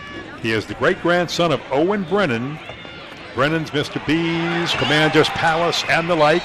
And he loves to throw to Chase Rogers, and Rogers pulls that one in to move the chains for a first down, but he's slow to get up. He may have turned an ankle or something. Or was that Chase? I think that was no, that was coming in Darius Pittman on that one. And that's a 27-yard gain, and Pittman a little slow to get up. He might have cramped. They've got him on the bench, and they're working on the leg. And a run this time won't go anywhere by Marlowe. Tries to run the inside zone right up the middle. He runs into a wall of defenders. Soman Anderson, Brennan Brown, Will Fulham, all right there to make the hit. Linebacking core, Brother Martin. Brennan with play action this time, looking long, throwing long. He's throwing against man coverage. That one jumped up, and is it picked off down below? Incomplete. Almost picked off by Blair Joseph. Tell you what, one-on-one coverage right out there. Or was that Trey Swilling? I think that was Trey Swilling. At a point in time, zone coverage becomes man coverage, Ken. When you have to turn and defend the man that's in your zone. Boy, Trey Swilling did it well. On the go route right there, Trey Swilling stays on top of the receiver and makes a nice play. Toss to Marlowe out of the backfield this time. They'll throw to the running back. Got hit hard, stood up, and then banged into from behind and brought down short of the first down at the 35-yard line. They set up the screen to Marlowe. Dumps it right off. Gets north hit. And south. Very nice physical hit right there. The he evades the first hit, and he gets brought down by a host of Brother Martin tacklers after that. Quick toss, and that's to Chase Rogers. Rogers has it in traffic, went up high and pulled it down. Big-time catch by Chase Rogers. Got a little penalty on the field, and it looks like we have a roughing the quarterback or roughing the passer penalty against Brother Martin. Hit him a tad late. That's going to be a 15-yard personal foul. Well, we're getting back to what I said way back in the first quarter, that they had just some real easy pushing, but sometimes, and I didn't see how far that went or how hard that was, but boy, that was a big-time catch by Chase Rogers.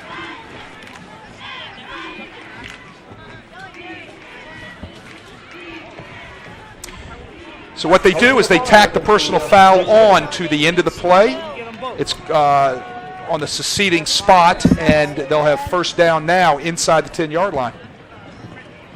Brennan, big rush. They let him come in, and he'll throw left side incomplete. Trying to throw screen to the left side again into a bunch of traffic. He's lucky that wasn't picked off and taken the other way. Trying to throw to Will Greer, and that would have been his first catch of this ball game. That one he needed to, when he looked for the screen to the left, saw that it was defended real well by a lot of white jerseys, just needed to throw that one out of the back of the end zone to get rid of it. Now Brennan is almost to 200 yards. He's thrown for 300 in every game this year. They'll try the little inside shuttle and the little shuffle pass we saw earlier in the game. It's a little option shuffle pass right there to Rogers coming around. I'm impressed with Rogers. What an athlete this young man is. Me too. I'll tell you what, he catches the ball. He'll catch the ball on the shuffle inside. He'll run hard up and inside. They'll play him as what we call a Y receiver off the hip, as you can see right there now. He's a physical young man. And they're going to Rogers again. Rogers is in there. Did he make it? No, very close. Just missed. Flag is down. I think he's got the score, but the flag is down. We'll have to wait and see what the flag's all about. They brought him underneath on a bootleg. We got illegal procedure by our official right there against the Rock-a-Chaws. So they're going to negate the game. They're going to back it up, I'm sure. But I tell you what you saw right there is you saw Rogers, who we were just talking about, come from the other side of the formation, slip behind the offensive line off the bootleg action. The ball dumped right out to him. He catches the ball and runs hard, takes the lick. I'm impressed with this young man. Whistles. Brother Martin pointing towards St. Stanislaus. Sorry, folks, I must have missed the signal. Ball was finally spotted on the 7 8 yard line. You know, I think they get going so fast, they don't get their offensive line set. They want to try to hurry up and press the tempo. You got to make sure everybody is set, and I think that's a case right there. They tack off 5 more yards for illegal procedure because somebody isn't set. They're trying to go so fast. They need to make sure everybody is set. This isn't Canada. Brennan in trouble, and they drop him for a loss. That was number 97, Matthew Clapp, a returning starter, part of that Clapp family, 6'2", 262-pound junior, closing off the running lane right there for Brennan as he was stepping up into the pocket. Well, talking to Tommy Clapp before the game, he said he's just so proud of Matthew. He's just put on some weight, and he's working so hard at it, and just really proud of what he's been able to accomplish in just one game, and you know he's having a good game here. A lot of real estate. Brennan will throw. Almost caught, but a hard hit on Harrison Brewer knocks that ball loose, and a flag is down way back where Brennan threw the football. Christopher Webb does a nice job breaking up the pass right there, coming in at the last second, getting the hand inside the hands of the receivers and knocking the ball away. Well, that was 4th down, so you can see Brennan stepping up, throwing a pass to the corner, and here he comes. Nice stick. Hit. Nice breakup right there by Christopher Webb. So Brother Martin is able to hold St. Stanislaus out of the end zone from scoring. Already 54 points on the board, and we still have 2:17 to play in the first half. Brother Martin has 40 of them, and St. Stanislaus could have 2 more. They drove down deep in Brother Martin territory twice, but couldn't turn those into points. Now the Crusaders have it. Deep in their own territory. They're at about their own 17-yard line. Give to Bruce Jordan Swilling. He may go again down the left side. This may be a foot race. Look out. Here we go. One man to beat. And Bruce Jordan Swilling scores again his 6th touchdown of the night. He is just unstoppable and just pouring it on. And with long runs like that, we've got to take a look. I'm not even sure if we can keep up with the yardage he's racking up right now. Well, we've seen that before. They run motion, move the corner out of the way because they're in man coverage. They leave themselves the numbers short into the boundary, and they run the outside zone sweep rushes. Stretch to Bruce Jordan Swilling, and he's up to 343 yards right now as we stand. With 2:04 left in the almost first half. In 22 minutes, he's scored. He's racked up 343 yards. My goodness. Perilou for the point after, 47-14. Brother Martin with the lead, and a good crowd here at St. Stanislaus. Have you ever seen a performance like this, Wade, by a young man on either your team or against one of your teams? Well, I've seen him out of a guy that plays right now up at LSU with the number 5. Who's a pretty good running back for St. Aug. Yeah, Leonard Fournette. Come to think of it, you're right. We have seen that with Leonard Fournette. I have seen that. I've witnessed it against myself, and I've seen it against other teams. But I tell you what, though, this is really impressive. But let me say this. St. Stanislaus has committed to playing man defense. So by motioning, by lining up in particular formations, they are moving their secondary completely out of the way. So if Jordan Swilling breaks the line of scrimmage, he's running into a secondary where there's no secondary. Yeah. They're gone. They're moved. They're out of the way by formation or by motion. And look, when you're outmanned and you're outnumbered, you're a 4A school when the highest division is 6A, and you're playing a 5A school, which is the highest division in Louisiana high school football, then you're going to be outmanned, outnumbered. You've got to try to find a way to neutralize, and it's just hard to neutralize a guy that's got the hot hand that can do what Brother Martin and Jordan Swilling is doing on the field. Well, I tell you what you could see, Ken, if this they don't put a stop to him, this could be some sort of record. Without question. Owen Betts on the return. He won't get much, and let's go downstairs to Stephanie Altman. You've been hearing us say Rock-a-Chaws. Stephanie? Now, if you're wondering what this weird little thing is, it's the St. Stanislaus mascot, a Rockachaw. Now, its meaning refers to devil grass, and it's a pesky little sandburst students used to have to pull out of their feet when they walked across the field. It sprung up naturally in the sandy soil, and the mascot the credit goes all the way back to the principal from 1916. Yeah, the Rock-a-Chaws mascot was supposed to be out here, but I think his suit got wet in the rain earlier, and he's trying to blow dry it. So the Rock-a-Chaw couldn't make it. Marlowe gets hit hard, fumble, and it's a big scramble for the football. Who comes up with it? Marlowe's slow to get up after that jarring hit, and Brother Martin, who says they've got the football, they're holding it.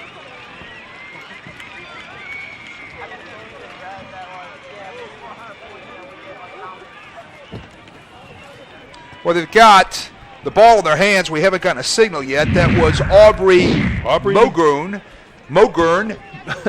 coming up with the ball. But look at that hit. Look at that form tackle right there. Oh, I like that, man. Was that a shot? That was a great stick. And, boy, is that young man excited. That looked like number 94, Zach Schultz, that made that pop. Boy, I tell you what, I really like that. He wraps up, good form tackle, good safe hit, but it looks like they didn't give the fumble to Brother Martin. Well, we have less than 1 minute to play in the first half. 61 points on the board, 47 of them belonging to Brother Martin. The offensive show we just expected Miles Brennan to maybe have another touchdown or two on the board, and I think they could have had two more. Just had some unlucky breaks. Good shot right there of Miles Brennan. Heavily recruited. Again, player of the year in 4A football last year in the state of Mississippi.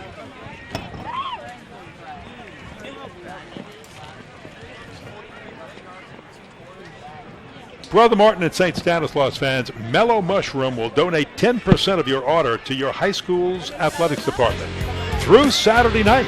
So stop by the Metairie or Covington locations, tell your server, and give back to your school with the best pizza in town.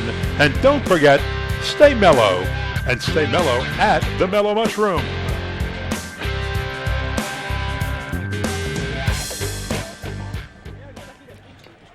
You know, looking at Miles Brennan, the numbers he's put up, the way he's played, even though he's driven him down a few times and couldn't get the ball into the end zone, I'm still impressed with what this young man is doing against a much bigger program, a much bigger school, a 5A school.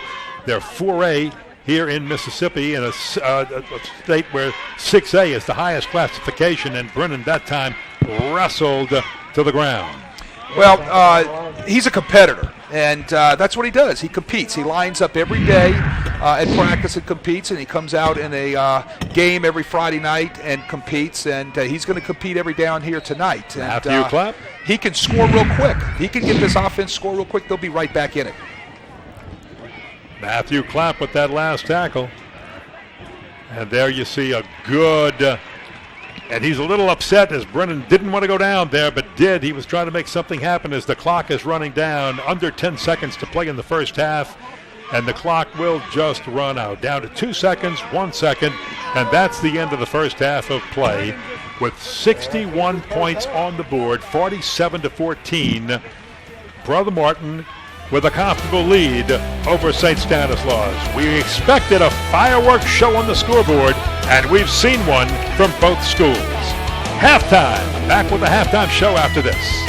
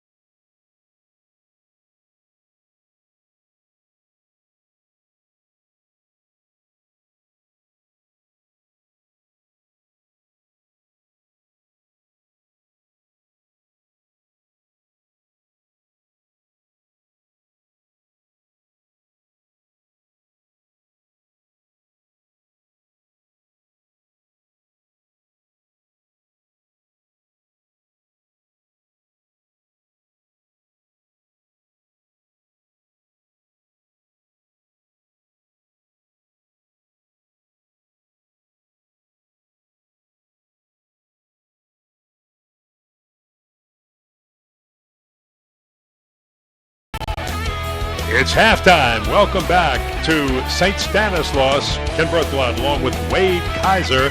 And we have seen the Bruce Jordan Swilling show in the first half. You know, Brother Martin started off just a little bit slow. We saw a lot from Miles Brennan and St. Stanislaus. Then all of a sudden they said, why try to pass it? Let's just give the ball to Bruce Jordan Swilling. He scored 6 touchdowns. He's put on a show. Wade, have you seen anything like that? We talked about it 1 or 2 times, maybe from Leonard Fournette, but wow.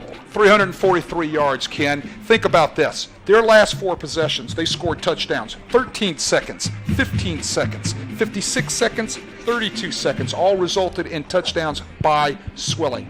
It's the Swilling show, as you said. But let me say this, all right? St. Stanislaus can get right back in this real quick. Why?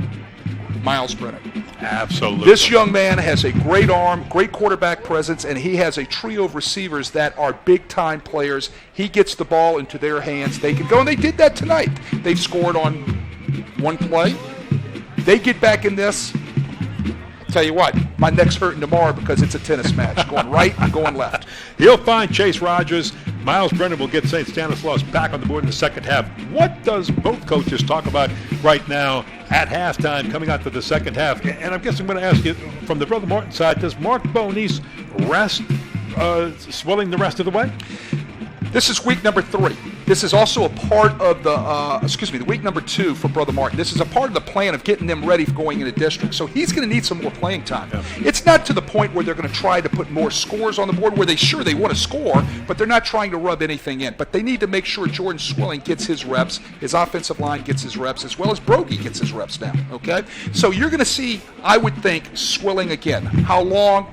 Don't know. That's what they're going to talk about right now. But what Brother Martin's talking about right now in their locker room is, number 1, continue getting pressure on Miles Brennan. That was one of my keys of the game. Pressure on Brennan, but do not give up the cheap touchdown where Brennan scrambles and dumps the ball to a wide open receiver who has gotten behind DBs, or DBs have come up to stop the run and they've got a wide open receiver. Okay? So he's talking about that right now to his defense. Now in the Rockachaw locker room, okay, Coach Konitz is saying this: whatever you got to do, let's tackle.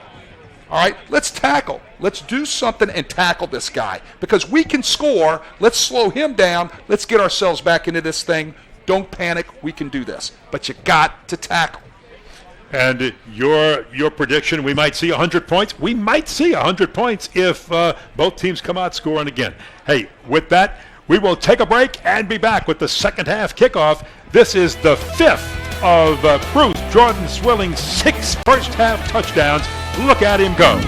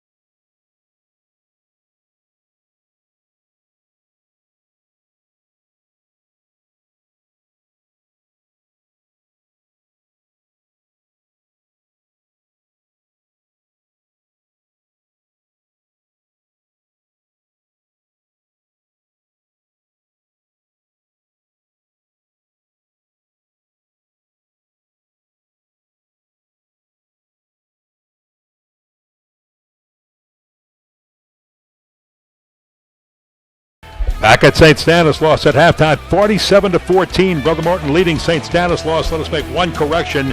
Bruce Jordan Swilling had 7 touchdowns, all 7 of Brother Martin touchdowns. And we want to make that correction. Let's go downstairs to field reporter Stephanie Altman. Stephanie. Thank you, Ken. You know, I talked to Coach Bonice at halftime. He says he just wants them to keep scoring and finish strong. Coach Bonity says defensively he wants them to make more tackles, but other than that, he just wants them to continue to play football. Back to you, Ken and Wade. Wow, thank you, Stephanie. Keep scoring. We are going to get to 100 points tonight. Well, you know, knowing Coach Bonice the way I know him, he's still intense. He's an intense guy, and he's always very prepared. And I think what he wants to be able to do is he wants to make sure he completely has a good showing here tonight is what he wants to say. And then you know, Coach Canadese wants his kids to tackle. They've got to tackle better on defense. Well, as St. Stanislaus kicks this one deep, and it'll go out of bounds, and while they decide whether they're going to take it or kick it again, the 19 rushes for 343 yards and 7 touchdowns was a record for Bruce Jordan Swilling. Now, not a record for a half, a record for an entire game. The old record holder held by assistant coach Dante Butler, who was at Brother Martin and Tulane, 305 yards and 5 touchdowns in a game. And in the first half, Jordan Swilling has already surpassed that with 19 rushes, 343 yards, 7 touchdowns. And you see some pretty good numbers. Well, numbers on Broggie, 3 for 7, 92 yards. He hadn't had to throw the football. Right. And I think we have a new running back in there for Brother Martin. Yeah, I think we do. It's going to be Eric Lasaire. And Bruce Jordan Swilling is going to get a rest. A record in the first half is enough. No use taking a chance and getting him hurt. So Eric Lasaire, who carried 3 times for 33 yards without a touchdown in the first game last week, is going to see a little bit of action to start this game in the second half.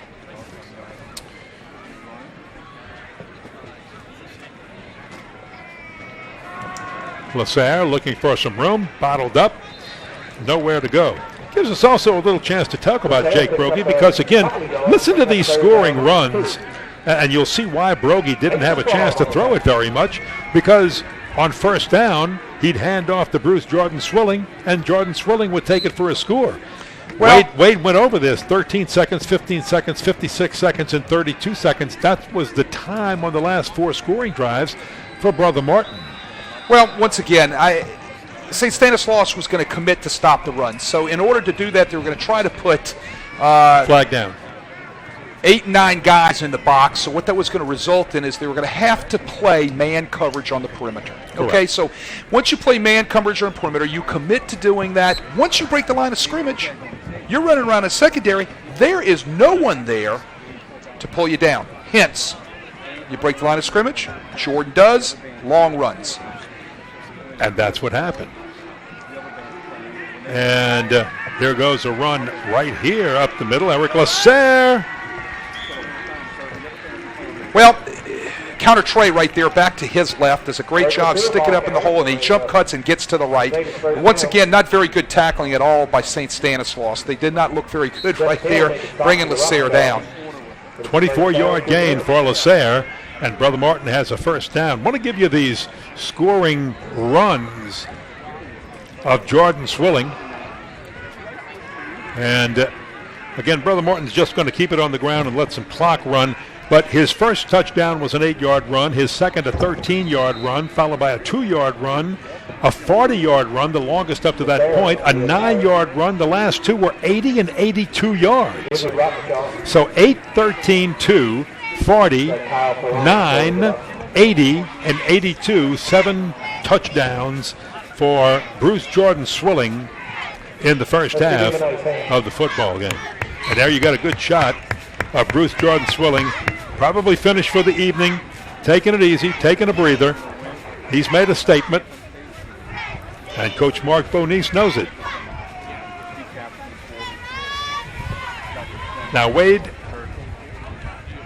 when you're coaching a football team up by this much at halftime, toss to the left side, you give your quarterback an opportunity to throw the football as he does there to Dennis Robertson. That's from Jay Brogan. Well, I think what you got to do is you got to stay within your offense. You still want to operate within your offensive scheme, like right there. They fake the zones, and he pulls the ball, and he gets the ball out to a fine receiver in Dennis Robinson, a senior, 6'2", 165 pounds. You got to stay within yourself, stay within your game plan. You still want to operate your offense.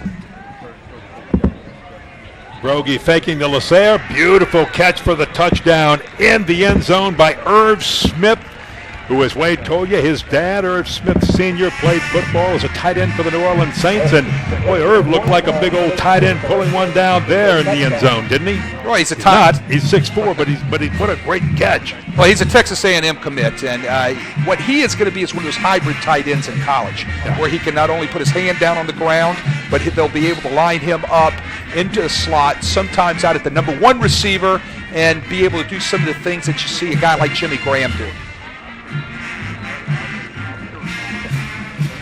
Blake Perilou in to attempt another point after to tap and finish off a 6-play, 65-yard drive. Flag is thrown late after the kick.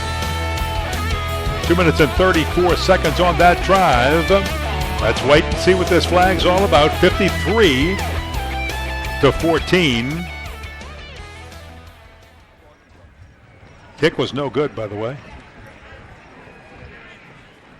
I think we had a personal foul on the Rock-a-Chaws right there, so what they'll do is they'll mark it off against St. Stanislaus on the kickoff. All right, now they can go ahead and put the point on the board. Now they can mark it down as good. So, Brother Martin scores on the first possession. Back with the Rock-a-Chaws football in a moment.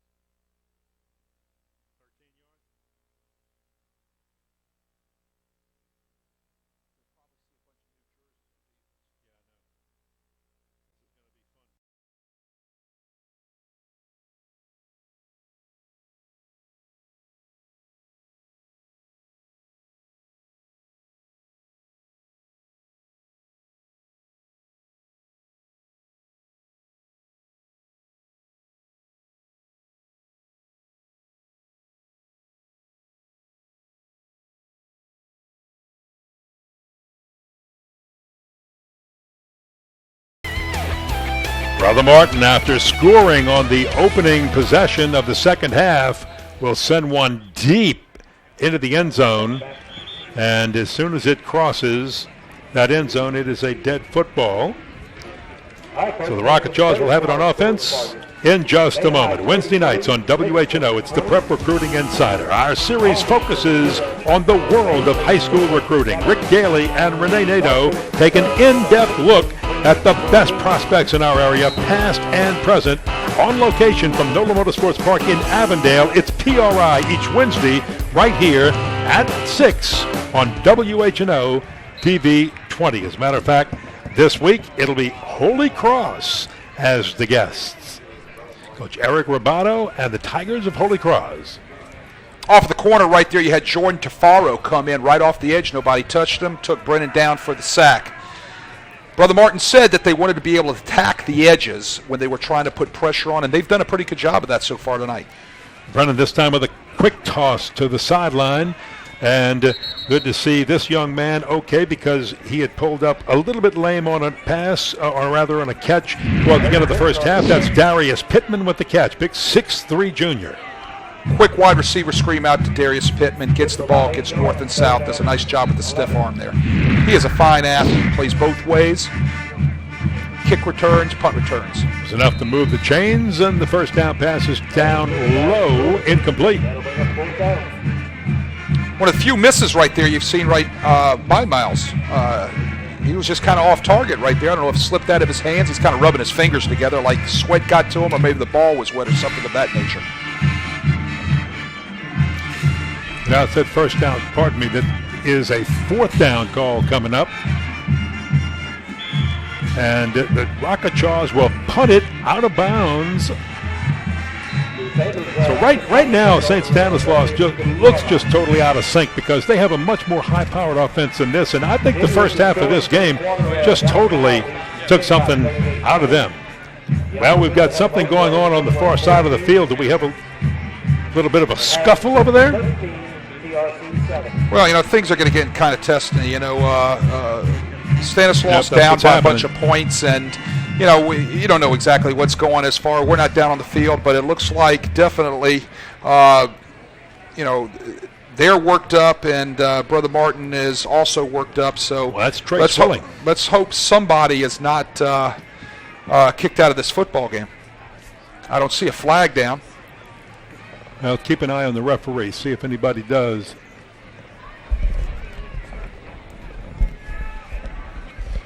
It's only a 31-yard punt. Well, there is a flag down. They're talking it over. You got unsportsmanlike conduct against the Crusaders, unsportsmanlike conduct against Rock-a-Chaws. It's both going to be offsetting, and then they move the ball. Lucky right there, somebody was not ejected from the football game. That's what we were watching for, just to see. Coach Conadiz was out there making sure he was pulling his player off of that. Trey Swilling was the player involved for Brother Martin. And like I said, quickly got him out of that and held him back. When a game gets out of hand, tempers flare both ways, and obviously it's a physical contact sport. You're going to have some tempers out there, but you got to make sure, both coaches got to make sure that their players understand what is sportsmanlike and what is not sportsmanlike, and then you just don't want to hurt your effort either way. Two outstanding institutions that carry great trademarks. They want to make sure that they don't blemish those trademarks. Well, we're going to have a new quarterback now for Brother Martin in the game. John Paul Pierce.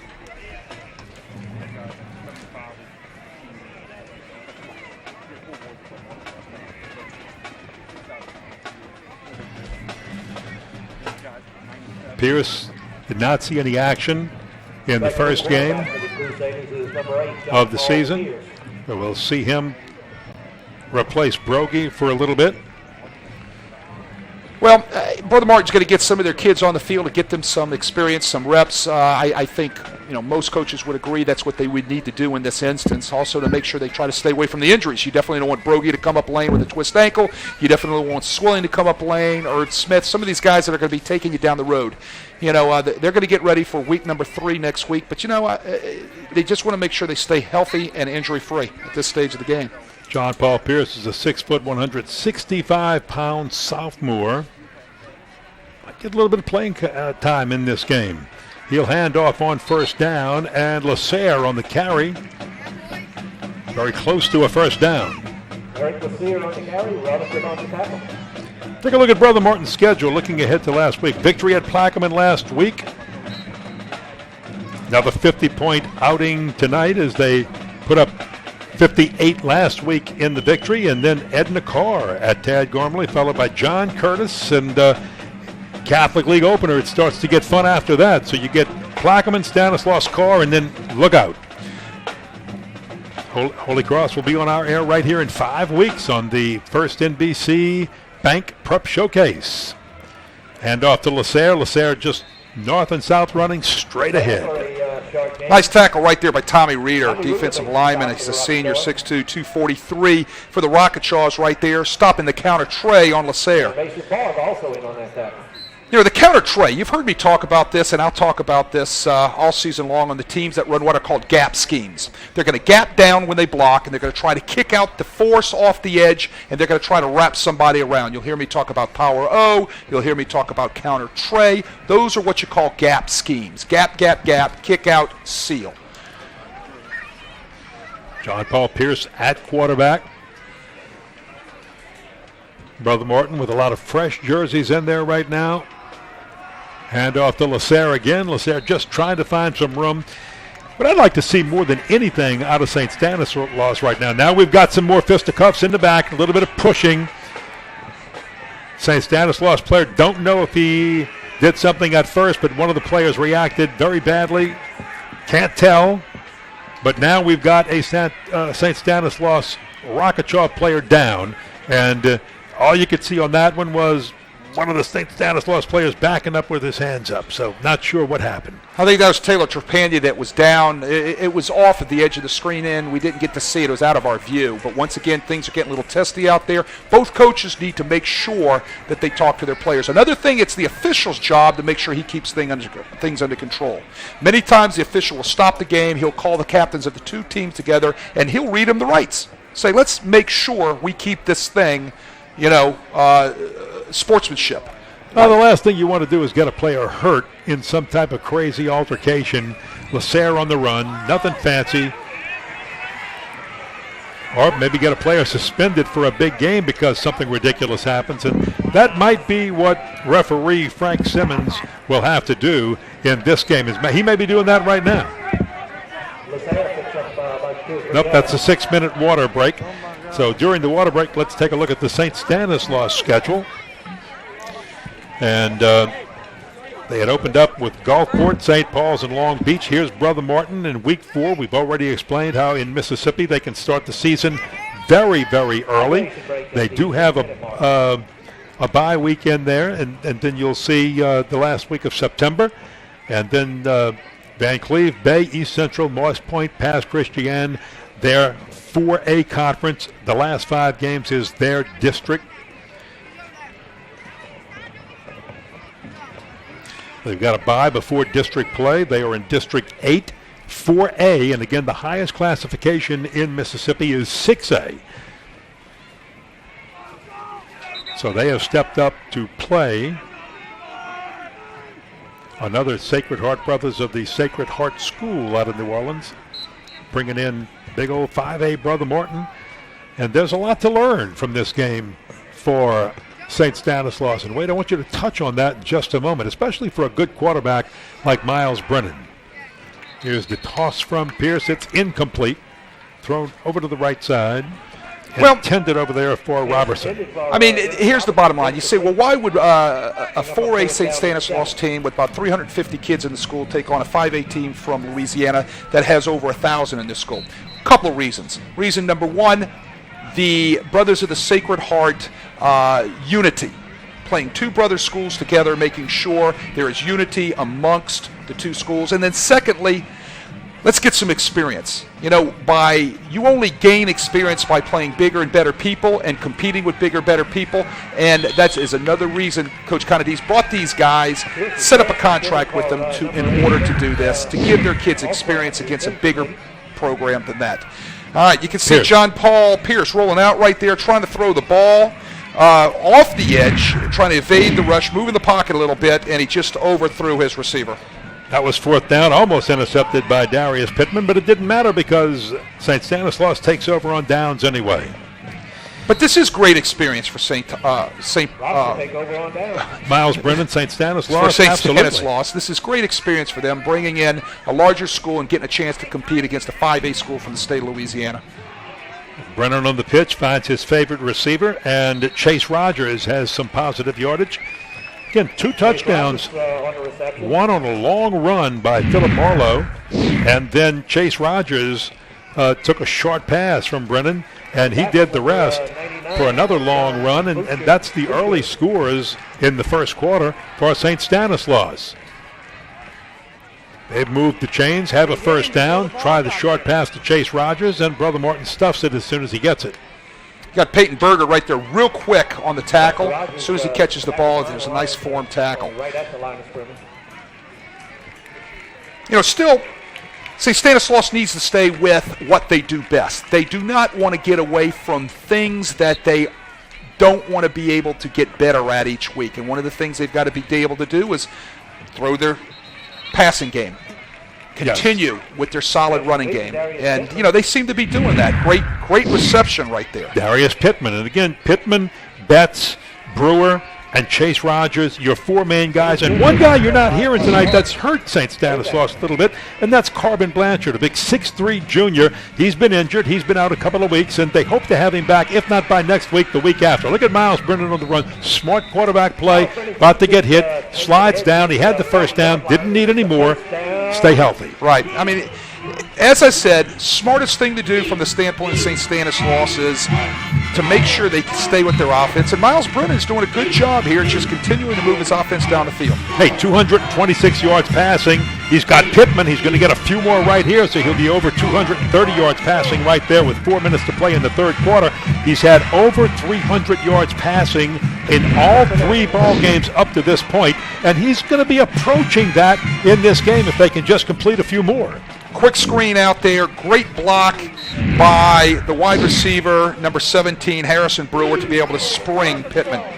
Good pocket presence that time, and look at Brennan go, as one of the things Coach Bill Conadies was very happy to see in his improvement in the offseason was his presence and the way he's been able to maneuver outside of the pocket, because he could do such a great job last year in the pocket behind an experienced offensive line, but losing all 5 of your offensive linemen, he wanted to see Brennan be able to maneuver outside of the pocket, and he has to just dump one there so as not to be sacked. And how impressed are you as a coach at what Brennan has been able to do outside of the pocket tonight? Well, what I've seen from him, the film that I've seen off of him, and the things that I've seen him do tonight, under pressure with a young offensive line, evade the rush, keep his eyes down the field. I talked about that earlier in the game.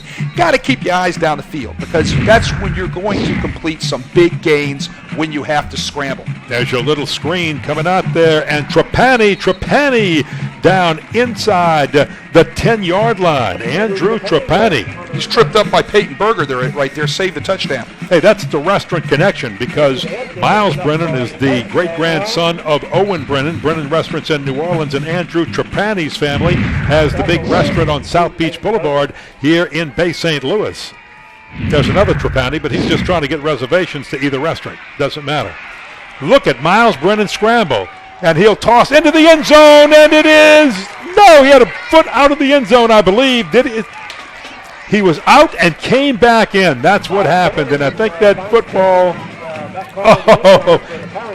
Pittman is so frustrated because his foot was out of the end zone, then he came back in to get it. Watch it close. Miles Brennan right here evades it, throws it up. Pittman up. He's out of the end zone. Then he steps back in. His foot is out of the end zone. Yep. Forward foot, just miss it. Great athletic play right there by Miles Brennan. Yeah. So impressed with Miles Brennan. Officials will discuss this now. He had gone out, and if he comes back in, he cannot be the first to touch the football. Should be illegal participation.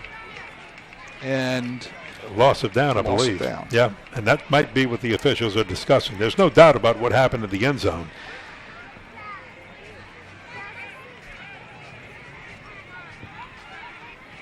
And Frank Simmons, our referee, again, Mississippi High School Association. They picked it up. They picked the flag up.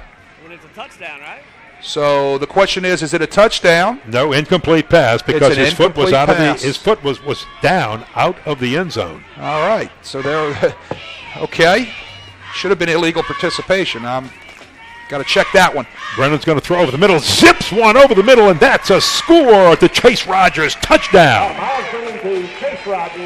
Rogers' second touchdown of this game, and there you see a little bit of the St. Stanislaus offensive power we were looking for in the second quarter. Tell you what, he puts that ball on a rope right there, just drills it in right there, and hits Rogers right in his hands. I think Rogers' hands should be a little sore catching some of this guy's passes, because I tell you what, this guy can put it on a rope. He's got a big-time arm, quick delivery. I tell you what, in a few years, we're going to be hearing about this guy at the next level. Hey, Cal's offered both Rogers and quarterback Brennan a scholarship already in their junior year. Nice touchdown, Miles Brennan to Chase Rogers. Brother Martin still with a big lead. 2:42 to play third quarter. It's an offensive show.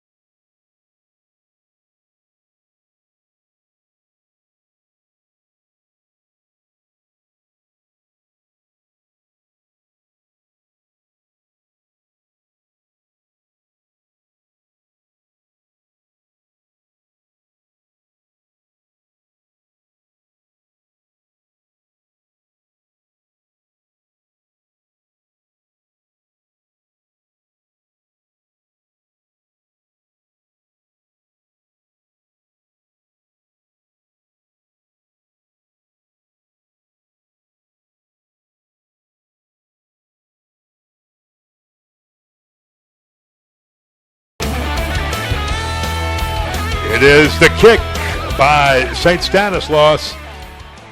And here comes Brother Martin on the return, and as they do, this is 911. A lot of patriotism, a lot of remembrances, a lot of things in the minds of people on this day. Let's go downstairs to Stephanie Altman with a special story about 911. Thank you, Ken. Now, while our entire nation remembers the 14th anniversary of 9/11 this weekend, this tragedy hits very close to home for Brother Martin's athletic director, Scott Williams, whose father, Lewis Williams, was killed in the attack.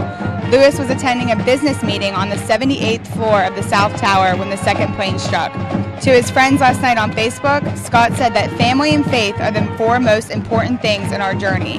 Everything else is a distant third. The Williams family are sure in our thoughts and prayers this weekend, as well as everyone else affected by this tragedy. Back to you, Ken and Wade. Well, here goes Lasaire on a touchdown. No, it's not Bruce Jordan Swilling. It's just another weapon in the Brother Martin arsenal.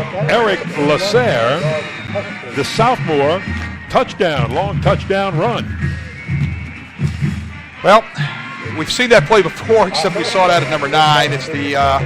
It's the power O, and he hits it right up the middle, and poor tackling, and he takes it the length, and he shows his speed. He's got a little giddy up in his step. He's going to be the future of the Brother Martin running backs, as he and Bruce Jordan Swilling will handle those duties next year again also.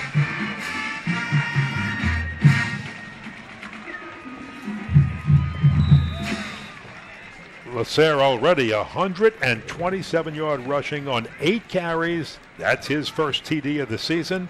All of that coming in the third quarter as he replaced Bruce Jordan Swilling, who had 343. 470 yards for the top 2 running backs for Brother Martin in this game against St. Stanislaus, with 2 minutes and 19 seconds to play here in the third quarter. Well, it's been a huge running show tonight by Brother Martin. I mean, you got to credit a lot of things. Obviously, the running backs, but you also have to credit that offensive line. And we still have a quarter to play. 2:19 left to go in the third. The thing that's got to happen here is Stanislaus has got to be able to find some defense somewhere within this next quarter, because that's going to have to lead them into the rest of the season. And, granted enough, everybody's going to get this game film, and I'm sure it'll get broken down real well by their future opponents on their schedule. And they're going to run the ball right at them. Got to stop the run. They're having trouble doing that tonight, and that was one of the keys to the game. Yes, without question. And if you joined us late, Bruce Jordan Swilling, 343 yards in the first half. That is a Brother Martin game record that he set in the first half on 19 rushes. 7 touchdowns. That is a Brother Martin record for a game. Dante Butler had the old record of 305 yards and 5 TDs.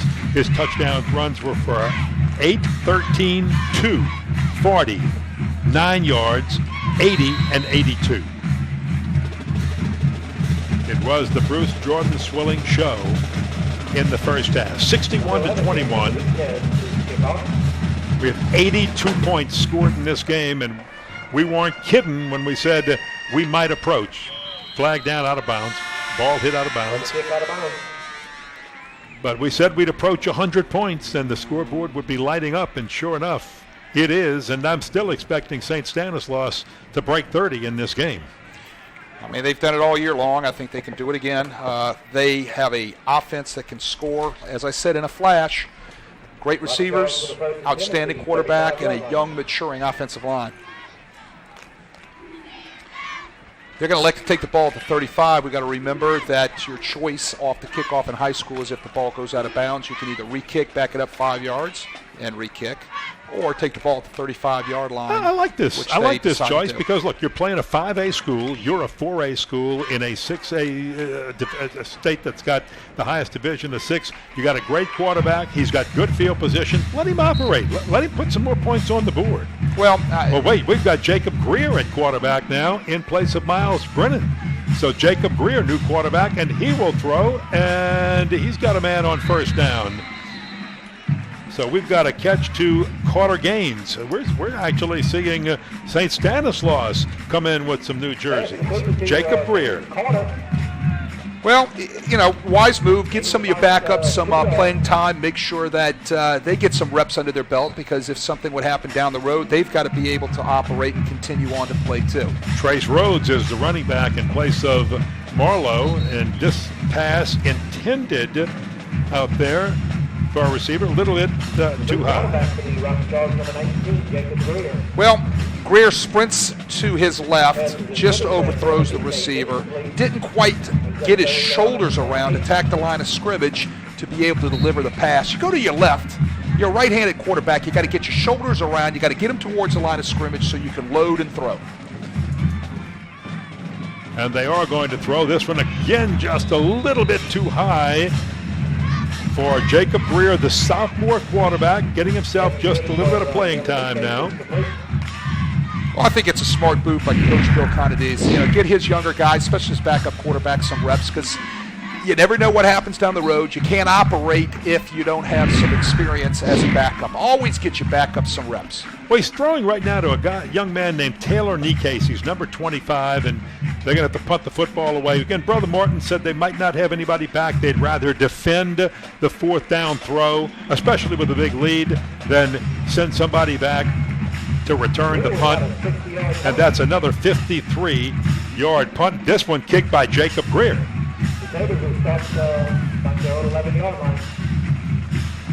So Brother Martin getting ready to put that ball into play, and as they do, this gives us an opportunity to tell you that Brother Martin and St. Stanislaus fans, Mellow Mushroom will donate 10% of your order to your school's athletics department through Saturday night. Stop by the Metairie or Covington locations, tell your server, and give back to your school with the best pizza in town. And don't forget, stay mellow at Mellow Mushroom.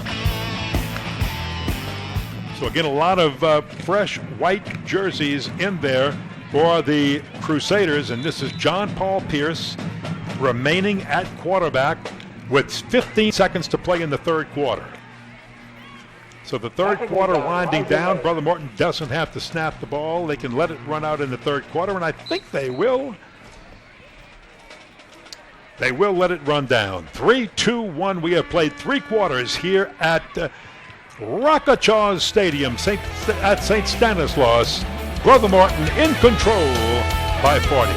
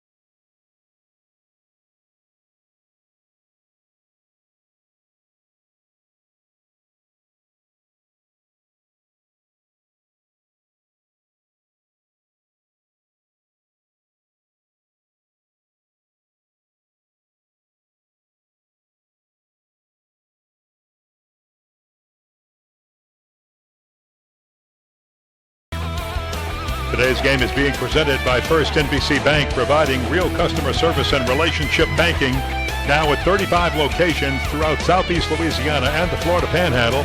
First NBC Bank, member FDIC. We had a fumble on the play.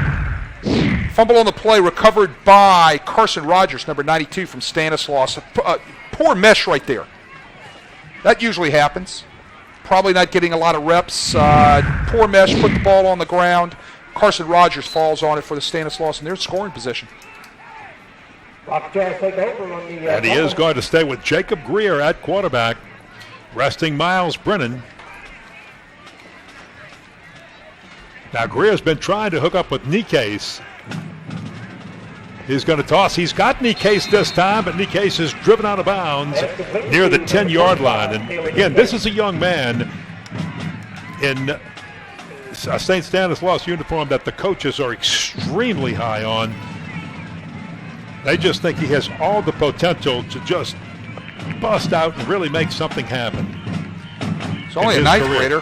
Yeah, a freshman. And they just think that, before this freshman year's out, he's going to be playing and adding something special to this team. Well, they're going to bring him along. Really high on that young man. They're going to bring him along slowly, make sure he gets the reps. This is the perfect opportunity for him to get some reps, so that way, as things progress the rest of the season, they can work him into the lineup. Will Greer on that last catch.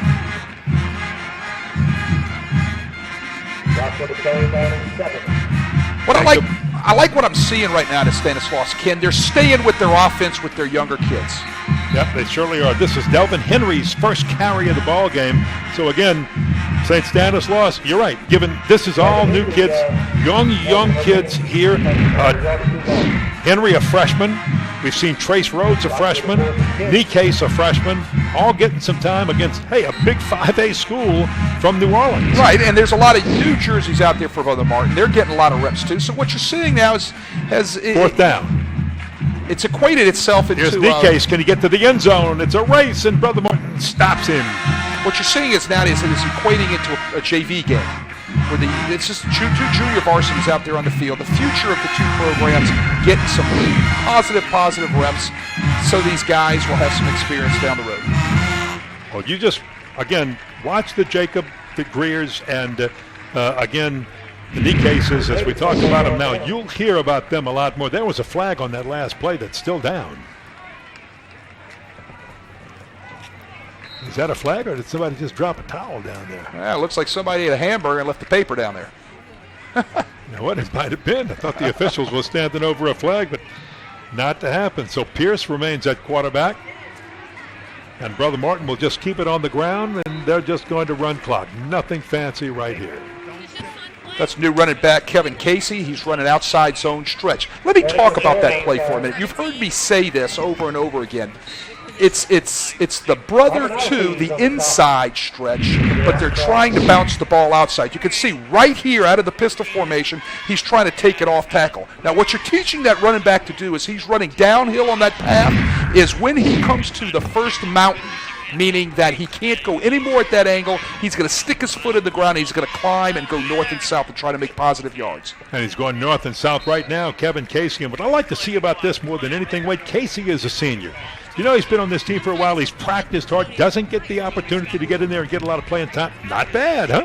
Not bad. Getting in there as a senior and getting some playing time right now, and maybe we'll get a whole quarter out of this. Well, the thing about it also is not only the chance to play as a senior sitting behind two other pretty good running backs, it's a chance to get out there and show his leadership skills as a senior. And it's awesome that, high school coaches do that sort of thing. Kudos to Coach Bonice of getting one of his seniors on the field that doesn't normally get a lot of reps. It's an awesome thing to do. On first down, as Martin had moved the chains, they'll just keep it down on the ground. And again, you can be a pretty good running back at Brother Martin, but if you're sitting behind Bruce Jordan Swilling and Eric Lasaire, it's pretty tough to get some playing time. Yes, it is. I mean, let's face it. That's a good shot of Mark Bonice right there, and walking up and down the boundary, getting his guys, as much playing time, his younger guys as much playing time as they possibly can.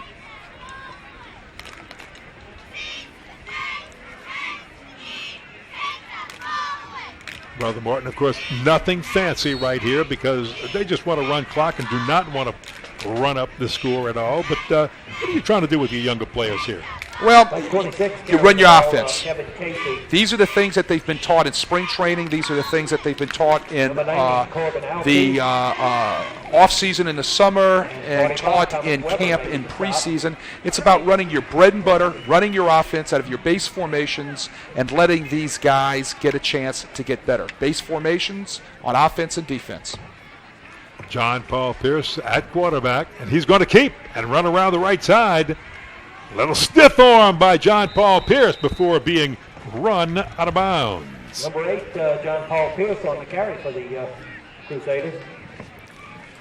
This copyrighted telecast is the first NBC Bank Prep Showcase. May not be retransmitted, reproduced, rebroadcast, or otherwise distributed or used in any other form without the express written consent of WHNO TV 20. I mean, that's what they're doing, and as I told you, they're staying with their base packages and getting these guys a chance to get the reps doing what they know and what is their bread and butter. That's it, and Bread and Butter is running the football. Kevin Casey on that run again. And the senior. Right there, it's counter Trey. I told you all night long, this is about the 5th or 6th time I've called this play as far as what it is. It's counter Trey. So that's one of their bread and butter running plays. So what are they doing with their young kids? They're running counter Trey, getting better at it. Bunch of young offensive linemen in there. So, they're getting a chance to run counter Trey. Hydration break, water, timeout. We'll take one here. Be back in just a moment with the final 5:59 of this game.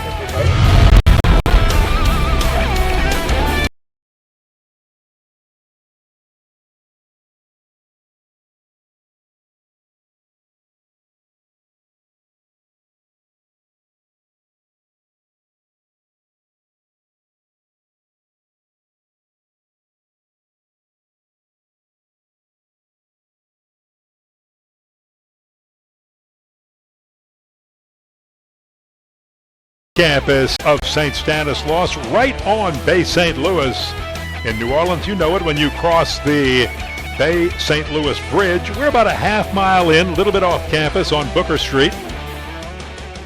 This stadium has been here for a long time. As you heard earlier, Doc Blanchard ran on this very field. Well, little history, St. Stanislaus, if you think about it, what they have had to overcome. They've had to rebuild the school a couple of times because of hurricanes, and they're right where the brothers built the school and have persevered. Here goes Kevin Casey, pushed out of bounds. Did a great job of staying inbounds back at around the 30-yard line. Did the tightrope it, and then is pushed out of bounds at the 20-yard line. Watch this tightrope move upfield a little bit on a 37-yard gain by Casey. Well, I'll tell you what, I like this Casey young man. He's a hard-nosed kid. He's taking the reps and making the most of it. And that's awesome. That is just a great thing to see. He's running hard. He's competing hard. He's making the most of every chance he gets a chance to touch the ball. Another quarterback in there now for Brother Martin, and we've got to push forward. This is Brandon Hebert, the 6-foot junior, quarterbacking the Crusaders. So we've seen a little bit of John Paul Pierce now. Brandon Hebert, Jake Brogy, Bruce Jordan Swilling, Eric Lasaire. Those guys are done for the evening with 61 points on the board. And for Bruce Jordan Swilling, records galore on yards gained and touchdowns scored in a single game. Brother Martin records. Kevin Casey up the middle, and he is inside the 5-yard line. Zone stretch. Runs to the mountain, plants the foot, sticks it, and gets north and south. That's the coaching points. Those are the coaching points on the outside stretch game or the outside zone stretch. Kevin Casey on the carry. Tell you what, this young man runs hard. See if they're going to try to give him the ball again. I don't think he's winded. I think it looked like when he went down, he didn't go down right, and he was either slow to get up, not quite sure, but he's not coming out. Look at him. He puts the ball again. He's a senior. He wants the ball, doesn't want to come out, wants to get into the end zone. There's the dive into the end zone. Touchdown, Kevin Casey. He got it, man. How's that for a senior year play by the running back? I tell you what, that's great. Coach Bonice just kept calling his number and calling his number and calling his number. Gave the young man an opportunity, and he gets a chance to put one into the end zone. Something that he'll remember for the rest of his life, scoring as a senior in a Brother Martin uniform. Kudos to the Brother Martin offensive staff, as well to this young man, this senior, Kevin Casey.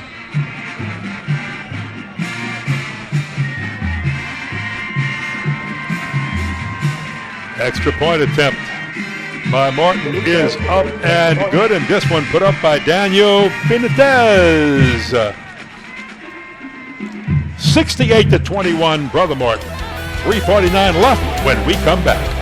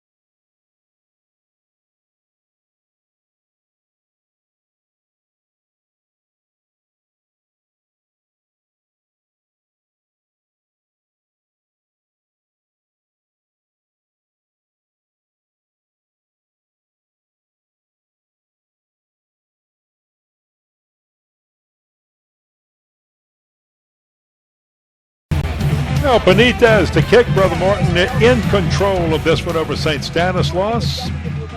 And again, if you're looking at the score and going, wow, remember, too, that Brother Martin is 5A New Orleans and St. Stanislaus is 4A in Mississippi. And we might have a nice return by the Crusaders on the far side.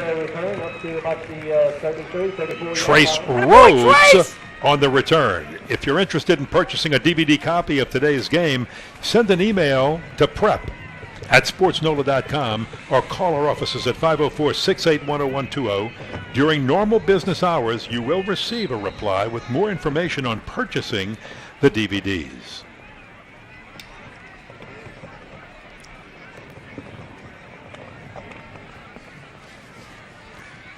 So again, we've got Jacob Greer at quarterback, and he'll toss it out to the right side to Delvin Henry. Takes a hit right, and he's tackled behind the line, loses about 3 yards. Nice tackle right there by Adam Melito. Coming off of the block, running down the Rockachaw running back, off the swing pass. Good form tackle right there by Melito. Without question. And you're not seeing anything fancy right now. You're not seeing anything fancy right now by St. Stanislaus either. All they want to do is run some clock and I think make sure nobody gets hurt the rest of the way too. WHNO thanks ABC Rental Centers for their support of today's game. ABC Rental has serviced the Mississippi Gulf Coast for more than 45 years. For your equipment, party, or wedding rentals needs, contact one of their 3 locations or visit abcrentals.com. And here's Greer's toss, incomplete. Just a little bit off target right there. Almost had him, a little bit behind him. Intended for Carter Gaines. It's great effort right there. Stood in against the rush. It's nice to see a young quarterback always do that. Stands in there against the rush, delivers the football on time, just a little bit off target. And I really like that Coach Conades is doing right now is look, you've got Miles Brennan, you've got one of the best quarterbacks in the country. And you've got to have another quarterback ready just in case this young man would get injured, pull up with a cramp, have his helmet pop off and have to come out for a down. You've just got to be ready for these kind of things. And again, with St. Stanislaus kicking their quarterback kick out of a regular formation, Brother Martin has chosen all game not to have anybody back to return the punts to protect against the possible fake punt on 4th down and pass play for a first down. 1:23 left in this game. Well, you know, both teams got a lot out of this tonight. Okay, let me tell you what Brother Martin got out of this. Besides just the George Swilling show in the first half, it's going on the road and competing. Yes. All right, because you have to do that. You need to teach your team how to handle game day. That they've got to get on a bus, prepare themselves to be able to travel, even though it's 45 minutes to an hour. A team in the city of New Orleans doesn't do that much. Correct. You know, they're going over to Gormley. They're playing right there local. Well, they're getting ready for the playoffs because they're going to be in the playoffs in Division I in the state of Louisiana. Okay? So what's going to end up taking place is this is going to help them for traveling in the playoffs. New quarterback for the Crusaders in there. And snap is bobbled. Just run around, try to make something happen. And in the final couple of plays of this one, back there is Brady Faust, 5'9", a freshman, 5'9", 136 pounds, a little freshman quarterback and safety, getting a chance to take a couple of snaps in the final few minutes of this one. And let me tell you what St. Stanislaus gets out of this. I've already said that. They get a chance to step up and play against a 5A program from the city of New Orleans. You know, traditionally, that is a powerhouse in the city. And they get a chance to step in there and try to play toe-to-toe with these guys, and they did some good things tonight.